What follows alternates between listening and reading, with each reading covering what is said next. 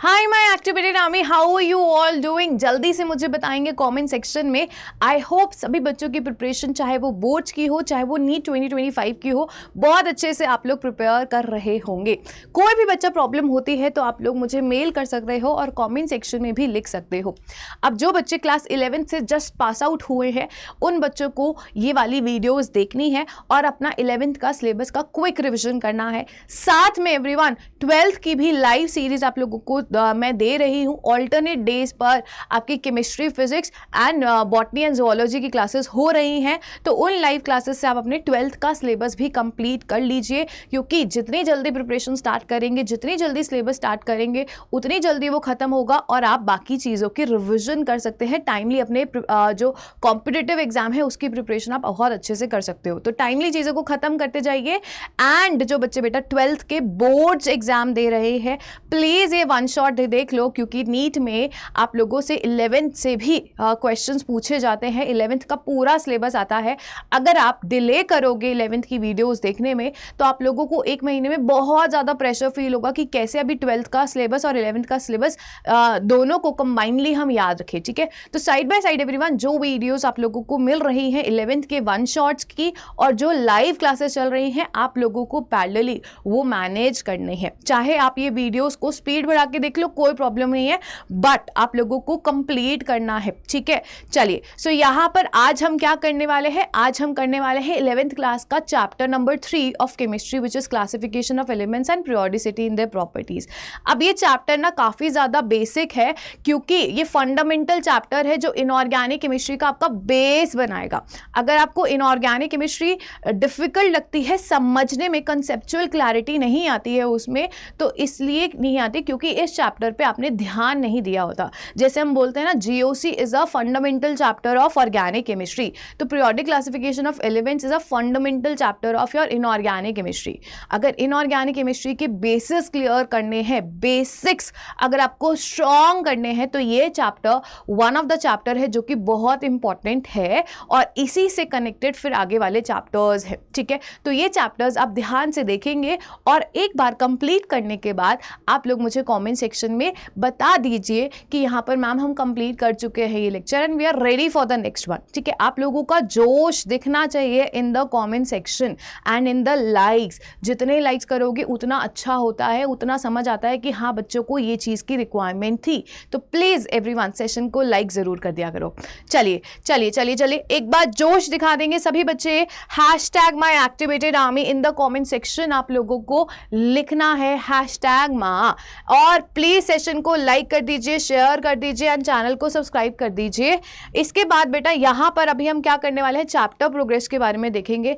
आप कभी भी कोई चैप्टर पढ़ते हो तो प्लीज उसका इंडेक्स देखकर पढ़ा करो। ठीक है, क्योंकि इंडेक्स से आप लोगों को टॉपिक्स का आइडिया लग जाता है कि हाँ ये टॉपिक है, फिर ये टॉपिक है, फिर ये टॉपिक है, फिर इस टॉपिक में ये वाली चीज पढ़ी थी, फिर इस टॉपिक में ये वाली चीज। तो कभी भी रिविजन करो या चैप्टर पढ़ो पहली बार तो इंडेक्स जरूर एक बार देख लिया करो। ठीक है, यहां पर बेटा हम करने वाले हैं जेनेसिस ऑफ पीरियोडिक क्लासिफिकेशन, मतलब जो पीरियोडिक टेबल फाइनली जब बन के आई थी तो कोई तो चीजें होंगी, जैसे डोमिनेट ट्रायड बना, फिर न्यूलैंड ऑक्टेव रूल आया, फिर मेनली पीरियोडिक टेबल आई और फिर finally modern periodic table I. तो वहां तक कैसे पहुंचे जहां पर आपका फाइनल मॉडर्न पीरियोडिक टेबल आज की डेट में जो यूज करते हैं वो कैसे बन के आया, क्या क्या फेलियर्स थे, क्या क्या हाइपोथेसिस वगैरह आई, वो सारी चीजें हम इसमें डिस्कस करेंगे। ठीक है, फाइनली फिर आपका मॉडर्न पीरियोडिक टेबल को डिटेल डिस्कशन करेंगे। नॉमेनक्लेचर, आयुपैक नॉमेनक्लेचर, उन एलिमेंट्स का कैसे करना है जिनका एटॉमिक नंबर मोर दैन 100 होता है, तो वो क्या रूल्स होंगे उसको डिस्कस करेंगे। फिर क्लासिफिकेशन करेंगे एलिमेंट्स की on the basis of electronic configuration. ठीक है, जो कि मैं मॉडर्न पीरियोडिक टेबल में ही आप लोगों को बता दूंगी। ठीक है, इसके बाद आपके पास periodic trends in physical properties है, जिसमें आप क्या करते हो, electron gain enthalpy, electronegativity, ionization enthalpy, mainly इन चीज़ों की बात करते हो, और फिर इनकी वजह से metallic character, non metallic character, ये सारी चीज़ें कैसे वैरी करती है, रिएक्टिविटी कैसे वैरी करती है उसकी बात करते हैं। ठीक है, इसके बाद very important topic of diagonal relationship. Diagonal relationship क्या होता है, किस किस के बीच में होता है, उनके बारे में डिस्कस करेंगे। And then we have periodic trends and chemical reactivity. चलिए let's understand the genesis of periodic classification. So बेटा सबसे पहले आपका जब एलिमेंट्स डिस्कवर होने लगे थे तो हर एक एलिमेंट्स के हम फिजिकल प्रॉपर्टीज़ इंडिविजुअली और केमिकल प्रॉपर्टीज़ इंडिविजुअली पढ़ते तो इतने सारे एलिमेंट्स में बहुत ज़्यादा कन्फ्यूजन हो जाता है ना, उनको याद करना, उनको टैबुलेट करना, चीज़ें बहुत ज़्यादा मुश्किल हो रही थी। तो सबने कोशिश करी कि ये जो एलिमेंट्स निकल के आ रहे हैं, डिस्कवर हो रहे हैं, तो क्या इनमें कोई कॉमन चीज़ें हैं, क्या हम इनको एक ग्रुप में रख सकते हैं। फॉर एग्जाम्पल अगर हम बात करें लिथियम सोडियम पोटाशियम की जो केमिकल प्रॉपर्टीज़ है ऑलमोस्ट सिमिलर है, फिजिकल प्रॉपर्टीज़ जो है वो ऑलमोस्ट सिमिलर है, ऑल्दो वेरिएशंस देखने को मिलते हैं जो हम जनरल मॉडर्न पीरियोडिक टेबल में डिस्कस करते हैं, ठीक है। लेकिन इनमें अगर हम बात करें तो सिमिलैरिटी देखने को मिली, तो इसीलिए इन लोगों को, इनको क्या कर दिया, इनको एक ग्रुप में रख दिया। सबसे पहले डॉबिनियर आया जिन्होंने क्लासिफिकेशन करनी स्टार्ट करी। डॉबिनियर ने बोला आप जो एलिमेंट्स डिस्कवर हो रहे हैं ना उनको 3-3 के सेट में आप बना सकते हो। सेम रिएक्टिविटी के बेसिस पर उन्होंने क्या कर दिया, 3-3 के सेट में बना दिया। तो पहला सेट उन्होंने बताया लिथियम सोडियम पोटाशियम का, दूसरा बनाया कैल्शियम स्ट्रोंशियम बेरियम का, और तीसरा उन्होंने बनाया क्लोरीन ब्रोमीन एंड आयोडीन का सेट, ठीक है। तो on the basis of reactivity उन्होंने 3-3 के सेट्स बनाए थे और ईच सेट को हमने क्या बोला, ट्रायड। ट्रायड मतलब 3 एलिमेंट्स का सेट। तो लिथियम सोडियम पोटाशियम एक ट्रायड हो गया, ये दूसरा ट्रायड हो गया और ये तीसरा ट्रायड हो गया। अब डॉबिनियर बोलता है कि अगर आप एलिमेंट्स को इंक्रीजिंग एटॉमिक वेट्स के उसमें लगाते हो, जैसे लिथियम सोडियम एंड पोटाशियम, इनके एटॉमिक वेट्स क्या कर रहे हैं, इंक्रीज कर रहे हैं। लिथियम का एटॉमिक नंबर 3, मास नंबर होता है 6, सोडियम का 11, मास नंबर होता है बेटा 23, पोटाशियम इज 19, मास नंबर कितना होता है बेटा 39 होता है, ठीक है। तो यहाँ पर इंक्रीजिंग एटॉमिक वेट में लगाया और इनका ग्रुप करा, और फिर आपका डॉबिनियर बोला कि जो बीच वाला एलिमेंट है ना, इसका जो मास 23 है वो एक्चुअली साइड वाले एलिमेंट्स के एवरेज मास के बराबर है। तो 6 + 39/2 करते हैं तो वो कितना आता है, 23 आता है, ठीक है। तो यहाँ पर आप इसे सॉल्व भी कर सकते हैं, सॉरी यहाँ पर बेटा, यहाँ पर 7 होगा, लिथियम का एटॉमिक नंबर 7 होगा, हाँ डबल नहीं, लिथियम का एटॉमिक नंबर होता है, एटॉमिक मास होता है 7, हाँ ये एक बार करेक्शन कर लेना, सॉरी एवरीवन।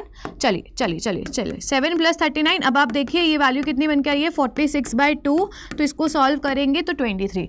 तो डॉबिनियर ने यही बोला कि जो बीच वाला एलिमेंट है ना उसका जो मास है ना वो साइड वाले 2 एलिमेंट्स के मास के एवरेज के बराबर है, ठीक है। ऐसे ही आप कैल्शियम स्ट्रोंशियम बेरियम में करेंगे और ऐसे ही आप क्लोरीन ब्रोमीन एंड आयोडीन में करेंगे।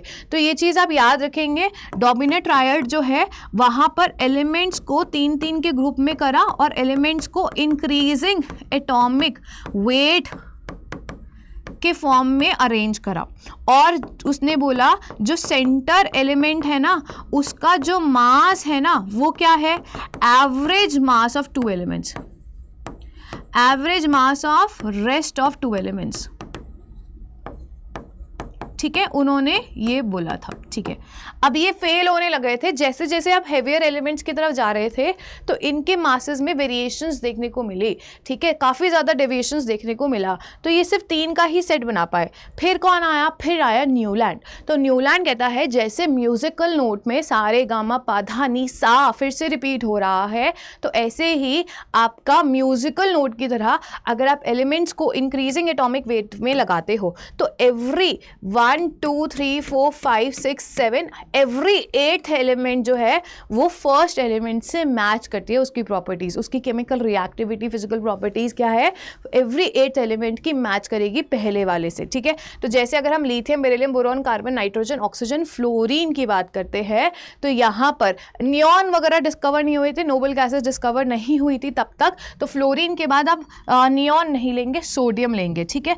तो यहाँ पर एवरी 8th एलिमेंट, जैसे फर्स्ट एलिमेंट, ये second, third, fourth, fifth, 6th, 7th, तो एवरी 8th एलिमेंट जो है वो किससे मैच कर रहा है, फर्स्ट एलिमेंट से मैच कर रहा है। ऐसे ही 7th के बाद एवरी 8th एलिमेंट जो है वो फर्स्ट एलिमेंट से मैच कर रहा है। तो एलिमेंट्स को इंक्रीजिंग एटॉमिक वेट्स के बेसिस पर लगाया गया और फिर उसने बोला एवरी 8th एलिमेंट जो है वो मैच कर रहा है अपने पहले एलिमेंट से, ठीक है, तो ये था न्यूलैंड रूल। उसने न्यूलैंड का जो ड्रॉबैक था ये कैल्शियम तक ही वैलिड था, उसके बाद हायर एटॉमिक नंबर्स में काफ़ी ज़्यादा डेविएशंस देखने को मिली, तो ये रूल जो है एटॉमिक नंबर 20 तक ही वैलिड रहा, उसके बाद ये खारिज कर दिया गया। ठीक है, सो यहाँ पे Newland found that similar elements are repeated at the 8th place. ठीक है, it happened when the elements were arranged in increasing order of atomic masses. Chemistry में बेटा मासेस एंड वेट सेम होता है, do not differentiate between weight and masses. अगर कोई atomic weight या atomic mass बोले तो बात सेम ही रहती है। ठीक है, so this was Newland law of octave. फिर बेटा आपके पास लॉथर मेयर कर्व आया। लॉथर मेयर कर्व जो है वो किसके बीच में प्लॉट करा गया, वो एटॉमिक वॉल्यूम और किसके बीच में प्लॉट करा गया, एटॉमिक वेट के बीच में प्लॉट करा गया। तो इन्होंने क्या करा, इन्होंने ये बोला कि अगर आप सारे एलिमेंट्स जो डिस्कवर हुए हैं उसका अगर आप प्लॉट बनाते हो तो जो पीक पे एलिमेंट्स आ रहे हैं वो उनकी प्रॉपर्टीज़ क्या है, सेम है। ठीक है, उनकी प्रॉपर्टी सेम है, तो सोडियम, पोटेशियम, रुबिडियम, सीजियम की प्रॉपर्टी सेम होगी लॉथर मेयर कर्व के अकॉर्डिंग। फिर आपके पास बेटा एक असेंडिंग कर्व होता है जो ऊपर जा रहा है और एक डिसेंडिंग कर्व होता है जो नीचे जा रहा है। तो जो असेंडिंग कर्व पे एलिमेंट्स गिर रहे थे या जो असेंडिंग कर्व पे एलिमेंट्स आ रहे थे उनकी प्रॉपर्टीज़ इन्होंने बोला क्या होगी, सिमिलर। उनकी प्रॉपर्टीज़ क्या होगी बेटा, सिमिलर। जैसे यहाँ पे क्लोरीन आ रहा है, ब्रोमीन आ रहा है, असेंडिंग कर्व ऊपर जो जा रहा है यहाँ पे आयोडीन आ रहा है, तो ये जो क्लोरीन, ब्रोमीन, आयोडीन है इनको बोल दिया कि ये सिमिलर ग्रुप में होंगे, सेम ग्रुप में होंगे। ऐसे ही इन्होंने बोला अगर आप डिसेंडिंग कर्व देखते हो तो जैसे यहाँ पे कैल्शियम आ रहा है, डिसेंडिंग कर्व में यहाँ पे स्ट्रॉन्शियम आ रहा है, डिसेंडिंग कर्व में बेटा यहाँ पे बेरियम आ रहा है, यहाँ पे डिसेंडिंग कर्व में देखो मैग्नीशियम आ रहा है, तो मैग्नीशियम, कैल्शियम, स्ट्रॉन्शियम, बेरियम, ये सबको क्या बोल दिया कि एक ग्रुप में होंगे। ठीक है, इनको इनकी क्लासिफिकेशन आप देखो, पहले कैल्शियम तक ही क्लासिफिकेशन करी थी किसने, न्यूलैंड ने। फिर लॉथर मेयर आया तो उसने बेरियम तक और इससे भी आगे वाले एलिमेंट्स की क्लासिफिकेशन कर दी थी जब वो डिस्कवर हुए थे। तो इन्होंने बोला जो सेम पोजिशंस ऑक्यूपाई कर रहे हैं, जैसे ये पीक्स आए हैं एटॉमिक वॉल्यूम वर्सेज वेट का अगर प्लॉट करेंगे तो जो पीक पे एलिमेंट्स आए हैं वो एक ग्रुप पे, जो असेंडिंग कर्व पे आए हैं वो एक ग्रुप पे, जो डिसेंडिंग कर्व पे एलिमेंट्स लाई कर रहे हैं वो एक ग्रुप में, और जो नीचे हैं एलिमेंट्स वो भी क्या बोल दिए कि एक ही तरीके के ग्रुप में वो लाई कर रहे हैं। ठीक है, so this was Lothar Meyer curve. According to Lothar Meyer curve आप लोगों को पता होना चाहिए किस किस के बीच में प्लॉट बनाया गया था। तो इन्होंने ग्रुपिज्म जो करी थी वो ज़्यादा एलिमेंट्स की कर दी थी, तो इसलिए अच्छा माना गया था। फिर बेटा आपका मेनली पीरियोडिक टेबल आया, तो मेनली पीरियोडिक टेबल के अकॉर्डिंग भी क्या हुआ, the physical and chemical properties of elements are periodic functions of their atomic weight। मतलब इसने भी क्या करा, एक टेबल बनाई, ठीक है, और उस टेबल में एलिमेंट्स को इंक्रीजिंग एटॉमिक वेट के बेसिस पर लगाया, और जो एक ही टेबल पे एक ही ग्रुप में एलिमेंट्स आ रहे थे बोला वो सेम ग्रुप में है। ठीक है, उनकी केमिकल रिएक्टिविटी जो है वापस से क्या है, पीरियोडिक फंक्शन। पीरियोडिक फंक्शन मतलब अगर लिथियम से सोडियम, सोडियम से पोटेशियम जाओगे तो उनकी जो प्रॉपर्टीज़ हैं वो रिपीटेड हो रही हैं। पीरियोडिक फंक्शन मतलब बार बार उनकी प्रॉपर्टीज़ जो है वो रिपीट कर रही हैं। तो इन्होंने एक टेबल फॉर्म करा था, टेबल जो है उसमें एलिमेंट्स को इंक्रीजिंग एटॉमिक वेट के फॉर्म में लगाया था। तो mainly arranged all the elements in increasing atomic weight. A table was formed which help the classification of elements called periodic table. जो टेबल इन्होंने बनाई उसकी वजह से हम एलिमेंट्स को और अच्छे से क्लासीफाई कर पाए, ज़्यादा एलिमेंट्स उस टेबल में आ पाए, और उसी एलिमेंट को क्या बोला गया है बेटा, पीरियोडिक टेबल बोला है। मेनलीव ने करा है तो पीरियोडिक टेबल बोला गया है। ठीक है, इसके बाद the method of arranging the similar elements in one group and separating them from the dissimilar elements are called classification of elements. Now what is classification of elements? आपने ग्रुपिज्म कर दिया कि ये एक ग्रुप है, ये दूसरा ग्रुप है, ये तीसरा ग्रुप है, ये चौथा ग्रुप है, ये पांचवा ग्रुप है, ये छठा ग्रुप है, एंड सो ऑन। अब क्लासीफाई करते गए तो एक ग्रुप में जो एलिमेंट्स हैं उनकी प्रॉपर्टी सिमिलर है और दूसरे ग्रुप के जो एलिमेंट्स हैं इनकी प्रॉपर्टीज जो है अलग है। तो एक ग्रुप को दूसरे ग्रुप से डिफ्रेंशिएट जो करा है इन्होंने सारे एलिमेंट्स को एक ग्रुप में लेकर, उसे ही क्या बोला गया, क्लासिफिकेशन ऑफ एलिमेंट्स बोला गया। Mainly prepare the table on the basis of periodic law called mainly periodic law. और मेनली पीरियोडिक लॉ अगर कोई पूछ ले तो वो क्या होता है, the physical and the chemical properties are periodic functions of their atomic weight. ये क्या था, मेनली लॉ था। ठीक है, अब इसका ड्रॉबैक क्या था, अगर ये एटॉमिक वेट के बेसिस पे लगा रहा था तो इन्हें हाइड्रोजन के आइसोटोप्स को अलग अलग डिब्बे में डालना चाहिए था, लेकिन इन्होंने आइसोटोप्स को क्या करा, एक ही डिब्बे में डाला। अगर आप एटॉमिक वेट के अकॉर्डिंग कर रहे हो तो यहाँ पर 3 अलग अलग डिब्बों में हाइड्रोजन के आइसोटोप्स और बाकी एलिमेंट्स के आइसोटोप्स आने चाहिए थे, लेकिन इन्होंने आइसोटोप्स में क्लासिफिकेशन नहीं करी, अलग स्पेस उनको नहीं दी। दूसरी बात, कुछ ऐसे एलिमेंट्स थे जिनका एटॉमिक वेट ज़्यादा था बट वो पहले लाई कर रहे थे, और कुछ जिनका एटॉमिक वेट कम था वो बाद में लाई कर रहे थे, ठीक है।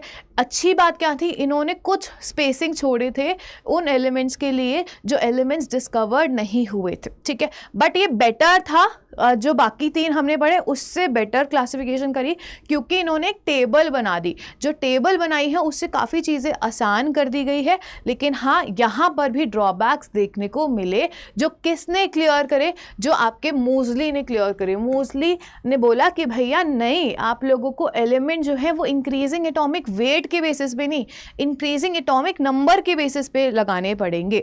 तो उससे क्या होगा, उससे जो आइसोटोप्स की प्रॉब्लम हो रही थी कि आइसोटोप्स को अलग अलग क्या मिलने चाहिए थे, डिब्बे मिलने चाहिए थे, अलग अलग जगह मिलनी चाहिए थी। अब वो प्रॉब्लम रिजॉल्व हो गई कि जितने भी आइसोटोप्स हैं उनका एटॉमिक नंबर तो सेम है, उनको आप एक ही डिब्बे में रखो, ठीक है। तो इन्होंने बोला था कि आप जो है जो physical properties and chemical properties of elements हैं वो पीरियोडिक फंक्शन है किसके, एटॉमिक नंबर के। ये मॉडर्न पीरियोडिक टेबल है, ठीक है। मॉडर्न पीरियोडिक टेबल में एलिमेंट्स को इंक्रीजिंग एटॉमिक नंबर के बेसिस पर डाला गया था। So this is your modern periodic table, या फिर long form of periodic table भी हम इसे बोलते हैं। अब यहाँ पर एलिमेंट्स या तो लेफ्ट टू राइट अरेंज होते हैं या फिर आप पढ़ते हो टॉप टू बॉटम। अगर आप टॉप टू बॉटम पढ़ रहे हो तो आप क्या कर रहे हो, ग्रुप में पढ़ रहे हो, ठीक है। अगर कोई बोले एलिमेंट्स इन ग्रुप, मतलब टॉप से बॉटम में आप जाओगे। अगर कोई बोले elements in period, left to right पढ़ रहे हो, तो इसे हम क्या बोलते हैं, एलिमेंट्स इन पीरियड। पीरियड का बेटा दूसरा नाम सीरीज भी होता है। क्या होता है, सीरीज। आप लोगों ने पढ़ा होगा ना, 4th पीरियड के एलिमेंट्स को अगर हम डी ब्लॉक के एलिमेंट्स की बात करें तो ये 3D सीरीज बोलते हैं। तो या तो पीरियड बोलो या सीरीज बोलो। और अगर आप टॉप टू बॉटम आ रहे हो तो ग्रुप बोलो, या फिर आप क्या बोलो, फैमिली वर्ड भी यूज कर सकते हो। अगर कोई बोले 18th, आपके पास जो 18th ग्रुप है, 18th फैमिली के क्या क्या एलिमेंट्स है, तो आप बोलोगे helium, neon, argon, krypton, xenon, radon, ये सारे क्या है, 18th फैमिली के एलिमेंट्स है, ठीक है। तो ग्रुप फैमिली एक ही बात है, पीरियड और सीरीज एक ही बात है। बात समझ आई। इसके बाद बेटा हम एलिमेंट्स को क्लासीफाई करते हैं, इस पीरियोडिक टेबल को क्लासीफाई करते हैं इनटू डिफरेंट ब्लॉक्स। यहीं पे मैं आप लोगों को सारी चीज़ें करवा रही हूँ। इनटू डिफरेंट ब्लॉक्स आप इसको क्लासीफाई करते हो। यहाँ पर आपके पास इन टोटल 7 पीरियड्स होते हैं, ठीक है। 7 हॉरिजॉन्टल पीरियड्स होंगे। जैसे फर्स्ट का हाइड्रोजन जो है उसकी जो पोजीशन है मॉडर्न पीरियोडिक टेबल में भी एनोमलस है। एनोमलस मतलब आप उसे सेंटर में ही दिखाते हो, ना ही वो फर्स्ट ग्रुप का पार्ट दिखाया जाता है और ना ही वो 18th ग्रुप का। एक्चुअली क्यों एनोमलस है, वो इसलिए एनोमलस है क्योंकि हाइड्रोजन के पास बेटा एक ही इलेक्ट्रॉन होता है और इसकी जो इलेक्ट्रॉनिक कॉन्फ़िगरेशन है वो 1s1। अब यहाँ पर जो 1s1 इलेक्ट्रॉनिक कॉन्फ़िगरेशन है वो किससे मैच करती है, वो मैच करती है ns1 टाइप की कॉन्फ़िगरेशन जो कि किस में है, ग्रुप 1 में प्रेजेंट है। तो यहाँ पर आना चाहिए इधर फर्स्ट ग्रुप में अकॉर्डिंग टू इलेक्ट्रॉनिक कॉन्फ़िगरेशन। लेकिन बोला जाता है हाइड्रोजन एक इलेक्ट्रॉन दे भी सकता है और ले भी सकता है। अगर लेगा तो उसकी जो प्रॉपर्टी है वो फ्लोरीन, क्लोरीन, ब्रोमीन, आयोडीन की तरह मैच करती है, तो उसे आप ग्रुप 17 में भी प्लेस कर सकते हो। और अगर वो देगा तो आप उसे ग्रुप 1 में भी प्लेस कर सकते हो। तो ना ही ग्रुप 1 में और ना ही ग्रुप 17 में आप हाइड्रोजन को प्लेस करते हो। हाइड्रोजन को कहाँ प्लेस करा जाता है, सेंटर में प्लेस करा जाता है कि इसकी पोजीशन अभी फाइनल है ही नहीं, ठीक है। तो एनोमलस क्यों है, क्योंकि वो ग्रुप 17 की तरह भी बिहेव कर सकता है और ग्रुप 1 के एलिमेंट्स की तरह भी बिहेव कर सकता है, ठीक है। चलिए इसके बाद अगर हम बात करें बेटा तो यहाँ पर कितने ग्रुप्स हैं, 1 और 2 ग्रुप जो आपका होता है इसे हम क्या बोलते हैं, एस ब्लॉक के एलिमेंट्स बोलते हैं। ये आपका क्या बोला जाता है, एस ब्लॉक एलिमेंट्स बोला जाता है। क्यों एस ब्लॉक एलिमेंट्स बोला जाता है, क्योंकि जब आप इनके एलिमेंट्स की क्या करते हैं, इलेक्ट्रॉनिक कॉन्फ़िगरेशन करते हैं तो जो लास्ट इलेक्ट्रॉन है वो एस सबशेल में जाता है। अभी आपको मैंने क्वांटम केमिस्ट्री करवाई थी तो मैंने सबशेल का कंसेप्ट बताया था, उसमें इलेक्ट्रॉनिक कॉन्फ़िगरेशन भी सिखाई थी। तो सिमिलरली अगर हम यहाँ पे बात करें, कोई भी आप एलिमेंट उठा लो, सपोज करो आप यहाँ से सोडियम उठाते हो तो सोडियम की इलेक्ट्रॉनिक कॉन्फ़िगरेशन क्या होती है, 1s2 2s2 2p6, और फिर क्या बोलते हो 3s1। तो जो लास्ट इलेक्ट्रॉन है s में गया तो बेटा ये फर्स्ट ग्रुप का एलिमेंट है। अगर 3s1 कॉन्फ़िगरेशन है या लास्ट शेल में ns1 कॉन्फ़िगरेशन आ रही है, वैलेंस शेल कॉन्फ़िगरेशन ns1 आ रही है तो ये ग्रुप 1 है। अगर लास्ट शेल में इलेक्ट्रॉनिक कॉन्फ़िगरेशन बेटा ns2 आ रही है तो ये ग्रुप 2 है। हीलियम में 2h2 आती है लेकिन ये नोबल गैस की तरह बिहेव करता है तो इसे हमने नोबल गैस वाले ग्रुप में ही रखा हुआ है। हीलियम की कॉन्फ़िगरेशन 2h2 आती है, होना चाहिए था वो सेकेंड पीरियड का सेकेंड ग्रुप का एलिमेंट, बट वो नोबल गैस की तरह बिहेव करता है, उसमें इलेक्ट्रॉन्स जो हैं वो पूरे भरे हुए हैं, ठीक है, उसके सेकेंड शेल में। तो इसका मतलब बेटा क्या है, यहाँ पर ये नोबल गैस की तरह बिहेव करता है। सॉरी, फर्स्ट शेल में इसके इलेक्ट्रॉन्स भरे हुए हैं ना, हीलियम के इलेक्ट्रॉन्स कितने बेटा, फर्स्ट शेल में फुली फिल्ड कॉन्फ़िगरेशन ये लेके चलता है 1s2। अब इसके बाद अगर फुली फिल्ड कॉन्फ़िगरेशन है तो ना ही वो रिएक्ट करेगा, ना ही वो इलेक्ट्रॉन्स लेगा, ना ही वो इलेक्ट्रॉन्स देगा, तो ये नोबल गैस की तरह बिहेव करता है। इसीलिए हीलियम को हमने नोबल गैसेस के ग्रुप में डाला हुआ है, ठीक है। आइए, तो एस ब्लॉक एलिमेंट आपको समझ आ गया। अगर लास्ट वाला जो इलेक्ट्रॉन है एस सबशेल में गया तो वो एस ब्लॉक एलिमेंट, ठीक है। ऐसे ही हमारे पास जो ग्रुप 13 से लेकर 18 तक होते हैं, ये वाले जो एलिमेंट्स हैं बेटा, ये क्या बोले जाते हैं, पी ब्लॉक एलिमेंट्स बोले जाते हैं, पी ब्लॉक एलिमेंट्स। अच्छा, हीलियम को हम दिखाते इसमें हैं, हीलियम को हम किस में दिखाते हैं, हीलियम को हम दिखाते ग्रुप 18 के साथ है, लेकिन ये कंसिडर किसकी तरह होता है, ये कंसिडर एस ब्लॉक एलिमेंट की तरह होता है। सिर्फ पीरियोडिक टेबल में इस ग्रुप में रखते हैं लेकिन है ये एस ब्लॉक एलिमेंट ही, समझ रहे हो। तो टोटल एस ब्लॉक एलिमेंट्स कितने हो गए, एक हाइड्रोजन हो गया 1 2 3 4 5 6 7 8 9 10 11 12 13 14, ठीक है। हाइड्रोजन एंड हीलियम है इस ब्लॉक में, लेकिन हीलियम की पोजीशन नोबल गैस के साथ कर रखी है, ये चीज़ आप याद रखना, ठीक है। क्यों इस ब्लॉक में है, क्योंकि जब हम क्लासिफिकेशन करते हैं वो on the basis of last electron किस में गया है उसके बेसिस पे हम ब्लॉक की क्लासिफिकेशन करते हैं। अब हीलियम के केस में जो इलेक्ट्रॉन है बेटा किस में गया है, 1s में गया है ना, तो लास्ट इलेक्ट्रॉन 1s2 कॉन्फ़िगरेशन ले रहा है ये एस ब्लॉक का ही पार्ट, बट दिखा रहे हैं ग्रुप 18 के साथ। So there is no confusion, बस दिखा क्यों रहे हैं, क्योंकि उसकी प्रॉपर्टीज उन एलिमेंट्स के साथ मैच कर रही है, लेकिन है ये एस ब्लॉक का ही पार्ट। सिमिलरली हाइड्रोजन का एनोमलस क्यों रखा हुआ है, क्योंकि यहाँ पर ये फर्स्ट ग्रुप और ग्रुप 17 के साथ उसकी प्रॉपर्टीज मैच करती है, ये इलेक्ट्रॉन ले भी सकता है और दे भी सकता है, लेकिन है ये एस ब्लॉक का ही पार्ट। क्यों, क्योंकि लास्ट इलेक्ट्रॉन जो है बेटा एस में गया है, ठीक है। तो ये चीज़ आप लोग क्लियर करना। एस ब्लॉक में अगर टोटल एलिमेंट्स पूछ लिया जाए तो आप मार्क करके आओगे 14 एलिमेंट्स होते हैं, हाइड्रोजन और हीलियम को इंक्लूड करके चलना है। ये बहुत प्रीमियम कंटेंट है, सब नहीं बताते हैं, प्लीज़ इसको सुन लेना, ठीक है। चलिए, इसके बाद यहाँ पे बात करें तो ये वाला कौन सा ग्रुप ब्लॉक होता है बेटा, पी ब्लॉक, क्योंकि इसके जो लास्ट इलेक्ट्रॉन्स आते हैं वो किस में आते हैं, पी सबशेल्स में आते हैं। फिर आपके पास थर्ड से लेकर जो आपके पास 12th ग्रुप तक होता है, इन्हें हम क्या बोलते हैं, डी ब्लॉक एलिमेंट्स, ठीक है। लैंथेनम से देखो 57 है और फिर 72 है, तो 57 और 72 के बीच के जो एलिमेंट्स हैं वो ये रहे। लैंथेनम के बाद लैंथेनॉइड स्टार्ट होता है और ऐसे ही एक्टिनम के बाद एक्टिनॉइड सीरीज स्टार्ट होती है। ये जो नीचे आपको दिखा रखा है ये क्या होता है बेटा, एफ ब्लॉक एलिमेंट्स होते हैं, ठीक है। एफ ब्लॉक एलिमेंट्स होते हैं।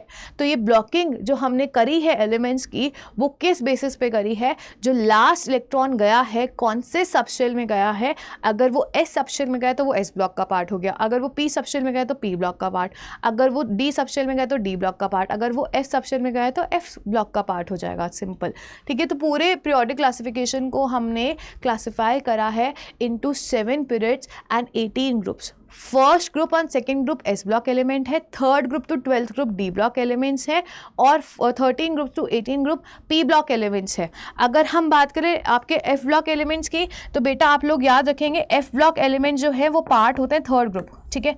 इसी में आपका लैंथेनॉइड सीरीज जो है वो स्टार्ट होता है, तो थर्ड ग्रुप का पार्ट होता है आपका लैंथेनॉइड्स, थर्ड ग्रुप का पार्ट होगा लेकिन पीरियड नंबर होगा 6, और एक्टिनॉइड जो है थर्ड ग्रुप के पार्ट होंगे लेकिन पीरियड नंबर होगा 7।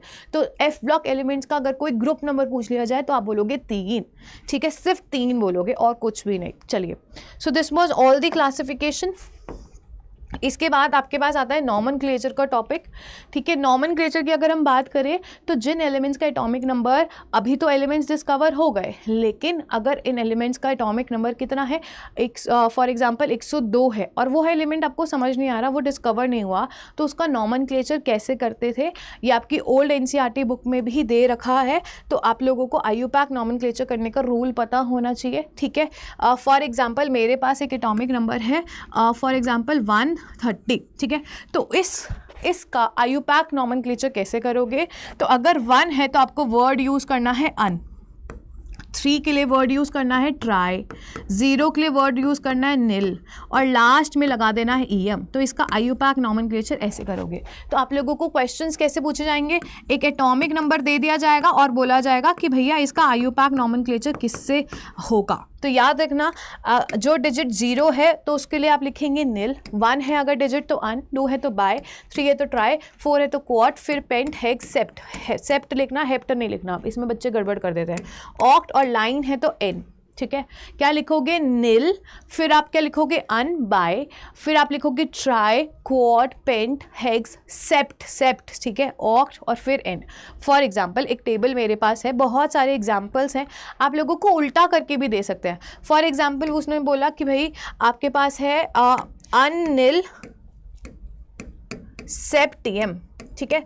तो ये जो आईयूपैक नेम है इससे बनाओ कि एटॉमिक नंबर, ये किसका आईयूपैक नेम है, कौन से एटॉमिक नंबर का नेम है, ठीक है। तो अन मतलब क्या हो गया 1, नील मतलब बेटा क्या हो गया यहाँ पर 0, सेप्ट मतलब हो गया 7 और ईएम तो हम लास्ट में लगाते हैं। तो जिसका एटॉमिक नंबर 107 है तो उसका आईयूपैक नेम कैसे बनेगा, अन, नील, सेप्ट, ईएम, ठीक है।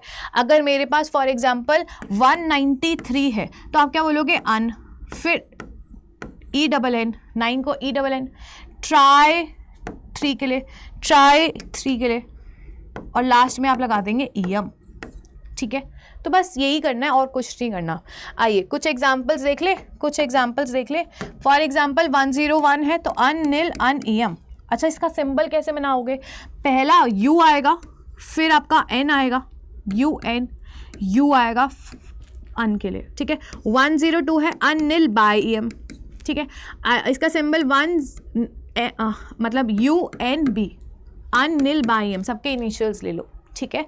तो ऐसे करोगे। अगर फॉर एग्जांपल मेरा 119 है तो आप अन एन एन ईएम लिखते हो और सिंबल कैसे बनेगा, UUE सिंबल हो जाएगा, ठीक है। तो कुछ भी दे सकता है, सिंबल से आप लोगों को आईयूपैक नेम पूछ सकता है, आईयूपैक नेम से नंबर पूछ सकता है, नंबर से सिंबल पूछ सकता है। तो ऐसे क्वेश्चन जो है 1 मार्क आपके बन सकते हैं, नीट में क्वेश्चन आ सकते हैं, ठीक है। तो ये चीज़ आप करिए। आइए चलिए, अपना जो पीरियोडिक टेबल का जो चैप्टर है वो यहाँ से एक्चुअली में स्टार्ट होता है, ठीक है। आप लोगों को periodic trends and physical properties पढ़नी होती है, यहीं से एक्चुअल चैप्टर जो है वो स्टार्ट होता है। आप लोगों को पता होना चाहिए कि क्या होता है एटॉमिक रेडियाई, कैसे एटॉमिक रेडियाई वैरी करता है, अगर हम लेफ़्ट टू राइट मतलब इन पीरियड मूव करें या टॉप टू बॉटम मतलब इन ग्रुप मूव करें तो कैसे एटॉमिक रेडियाई जो है वैरी करता है। तो let us understand the concept of atomic radii कि भैया ये एटॉमिक रेडियाई होता क्या है, क्योंकि जब तक होता क्या है ये समझ नहीं आएगा तो हमें ये नहीं पता लगेगा कि लेफ्ट टू राइट इंक्रीज कर रहा है या डिक्रीज कर रहा है, ठीक है। तो चलिए एटॉमिक रेडियाई होता क्या है, आप सभी को पता है बेटा, एक एटम होता है, ठीक है। एटम में बीच में क्या होता है, न्यूक्लियस होता है, ठीक है। और इसके चारों तरफ क्या होता है, इसके चारों तरफ होता है शेल्स या ऑर्बिट भी आप इसे बोलते हो, है ना, ऑर्बिट भी आप इसे बोलते हो। फॉर एग्जाम्पल एक एटम है और उसके अंदर मैंने ये न्यूक्लियस बनाया बीच में और शेल्स बना दिए, ठीक है। तो मैं कह रही हूँ कि इसका जो लास्ट इलेक्ट्रॉन है, फर्स्ट शेल में बेटा 2 इलेक्ट्रॉन, सेकेंड शेल में 8 इलेक्ट्रॉन्स आ गए, ठीक है। और लास्ट शेल में सपोज करो ये 1 इलेक्ट्रॉन प्रेजेंट है और यहाँ पर न्यूक्लियस है और प्रोटॉन्स है। तो व्हाट इज़ एटॉमिक रेडियाई, कहाँ तक लोगे, तो आप लोगों को जो एटॉमिक रेडियाई है वो न्यूक्लियस से कहाँ तक लेना है, जहाँ तक लास्ट इलेक्ट्रॉन जिस ऑर्बिट में प्रेजेंट है वहाँ तक का जो रेडियस है इसे हम क्या बोलते हैं, एटॉमिक रेडियाई। यहाँ तक नहीं लेंगे, फर्स्ट शेल तक या सेकेंड शेल तक नहीं लेंगे, जो लास्ट इलेक्ट्रॉन है वो थर्ड शेल में प्रेजेंट है, तो लास्ट इलेक्ट्रॉन जिस शेल में प्रेजेंट है वहाँ तक का distance from from the nucleus is defined as atomic radii. बात समझ आई? Atomic radii. अब यहाँ पर अगर मैं डेफिनेशन की बात करूँ तो ध्यान से देखो, atomic radii is the size of the atom. Radii से आपको क्या पता लग रहा है? एक्चुअली में साइज ऑफ द एटम पता लग रहा है। आप जनरली आपने सुना होगा डाउन द ग्रुप साइज बढ़ रहा है, तो इसका मतलब एटॉमिक रेडियस ही बढ़ रहा है। जैसे जैसे रेडियाई बढ़ेगा तो एटम का साइज भी तो बढ़ेगा ना। तो साइज ऑफ एटम या एलिमेंट कैसे डिफाइन होता है? उसके एटॉमिक रेडियाई से ही डिफाइन होता है। और एटॉमिक रेडियाई को कैसे डिफाइन करते हो? Distance from the centre of the nucleus, nucleus के सेंटर से लेकर to the centre of the outermost electron. ठीक है, आउटरमोस्ट इलेक्ट्रॉन के सेंटर तक या फिर जिस शेल में वो इलेक्ट्रॉन प्रेजेंट है वहाँ तक का डिस्टेंस, न्यूक्लियस के सेंटर से लेकर आउटरमोस्ट इलेक्ट्रॉन जहाँ पे प्रेजेंट है वहाँ तक का डिस्टेंस जो है वो क्या बोला जाएगा? एटॉमिक रेडियाई बोला जाएगा। ठीक है, अब मेरी बात ध्यान से सुनेंगे। जो एटॉमिक रेडियाई है वो डिफ़िकल्ट टू कैलकुलेट है। मतलब एक तो एटॉमिक रेडियाई, जैसे फॉर एग्जांपल बॉल है, या आपने ये सर्कल बनाया तो आपने ये सेंटर पकड़ के ये रेडियस कर लिया, ये सर्कल बनाया तो सेंटर पकड़ के ये रेडियस निकाल लिया। तो मैक्रोस्कोपिक ऑब्जेक्ट्स के लिए रेडियाई निकालना बहुत आसान है। ठीक है, लेकिन जब आप करते हो माइक्रोस्कोपिक ऑब्जेक्ट्स की बात करें, सब एटॉमिक पार्टिकल्स की बात करें, जैसे इलेक्ट्रॉन की, एटम की बात करें, प्रोटॉन की बात करें, ठीक है, तो यहाँ तक माइक्रोस्कोपिक लेवल तक आना और उसमें मैनुअली कैलकुलेट करना atomic radii is very difficult. तो एटॉमिक रेडियाई जो है आसानी से आप कैलकुलेट नहीं कर सकते। क्यों नहीं कर सकते? पहली बात तो ये, आप एक इंडिविजुअल एटम को आइसोलेट नहीं कर सकते। एटम जो है वो नेकेड आई से कहाँ दिखता है? तुम्हें कैसे निकालोगे? एक मैटर से आप कैसे एटम को निकाल सकते हो? तो एटम को आप आइसोलेट कर ही नहीं सकते। तो जब तक हम एटम को आइसोलेट करोगे ही नहीं तो रेडियाई कैसे निकालोगे? निकल ही नहीं पाएगा। दूसरी बात, जो आपका ये जो शेल होता है ना, ये ऐसे दिखता नहीं है, मतलब ऐसा सॉलिड दिखता नहीं है। आपके जो इलेक्ट्रॉन्स हैं वो वेव के फॉर्म में मूव कर रहे होते हैं। ठीक है, कोई ऐसे बाउंड्री नहीं होती है, इलेक्ट्रॉन वेव के फॉर्म में क्या कर रहे होते हैं? मूव कर रहे होते हैं। तो फिक्स्ड बाउंड्री नहीं होती है, जिसकी वजह से आप एग्जैक्ट डिस्टेंस जो है, एग्जैक्ट रेडियाई कैलकुलेट नहीं कर सकते। ठीक है, तीसरी बात, आप एग्जैक्ट पोजीशन, हमने हाइजेनबर्ग अनसर्टेनिटी प्रिंसिपल पढ़ी थी। ठीक है, हमने बोला था आप एग्जैक्टली इलेक्ट्रॉन की पोजीशन नहीं बता सकते हो। ठीक है, तो इलेक्ट्रॉन की एग्जैक्ट पोजीशन जब तक तुम्हें पता ही नहीं चलेगी तब तक तुम डिस्टेंस कैसे मेजर करोगे? तो ये सारी डिफ़िकल्टीज थी। तो बॉन्ड लेंथ की हेल्प से फिर एटॉमिक रेडियाई को कैलकुलेट करा गया था। ठीक है, बॉन्ड लेंथ निकाल सकते हो। फॉर एग्जाम्पल अगर मैं बात करूँ हाइड्रोजन और हाइड्रोजन की, ठीक है, तो तुमने इन दोनों के बीच का डिस्टेंस निकाल लिया और इसका आधा कर दिया, तो ये बोल दिया कि भैया ये एटॉमिक रेडियाई है हाइड्रोजन का और ये वाला एटॉमिक रेडियाई है हाइड्रोजन का। तो बॉन्ड लेंथ का आधा करके तुमने क्या निकाला था? एटॉमिक रेडियाई निकाला था। ये कोवलेंट मॉलिक्यूल्स की बात करिए, होमोन्यूक्लियर कोवलेंट मॉलिक्यूल्स की। ठीक है, अगर डिफरेंट एलिमेंट्स हैं तो उनके एटॉमिक रेडियाई निकालने का तरीका भी अलग था, लेकिन इंडिविजुअली आप एटम को आइसोलेट करके एटॉमिक रेडियाई डायरेक्टली नहीं निकाल सकते हो। ठीक है, चलिए, सो यहाँ पर जो एटॉमिक रेडियाई है, एक तो एटम का साइज बहुत छोटा होता है, ठीक है, तो रेडियाई भी बहुत छोटा होगा। तो जो यूनिट जिसमें आप रेडियाई कैलकुलेट करते हो वो कौन सी है? आर्मस्ट्रॉन्ग है। ठीक है, तीसरी बात यहाँ पर मैं आपको बता चुकी हूँ, it is not possible to measure the exact atomic radii of the atom.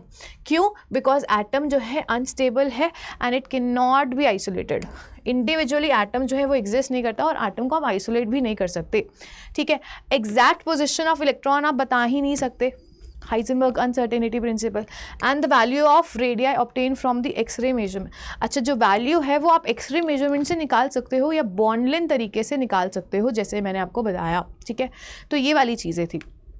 Next जो टॉपिक आता है बेटा वो ये आता है कि आपका फॉलोइंग पॉइंट्स बहुत ज़्यादा इंपॉर्टेंट है, ध्यान से सुनेंगे। जो एटॉमिक रेडियाई है वो कैसे वैरी करता है? एटॉमिक रेडियाई जो है वो कैसे वैरी करता है अगर आप टॉप टू बॉटम या bottom left to right move करते हो? ठीक है, फॉर एग्जाम्पल बेटा अगर मैं बात करती हूँ हमारे पास top to bottom atomic radii कैसे वैरी करेगा? टॉप टू बॉटम मतलब you are moving in group, ऊपर से नीचे आ रहे हो ना, इन ग्रुप या फैमिली में अगर आप मूव करते हो तो ये एटॉमिक रेडियाई कैसे वैरी करता है?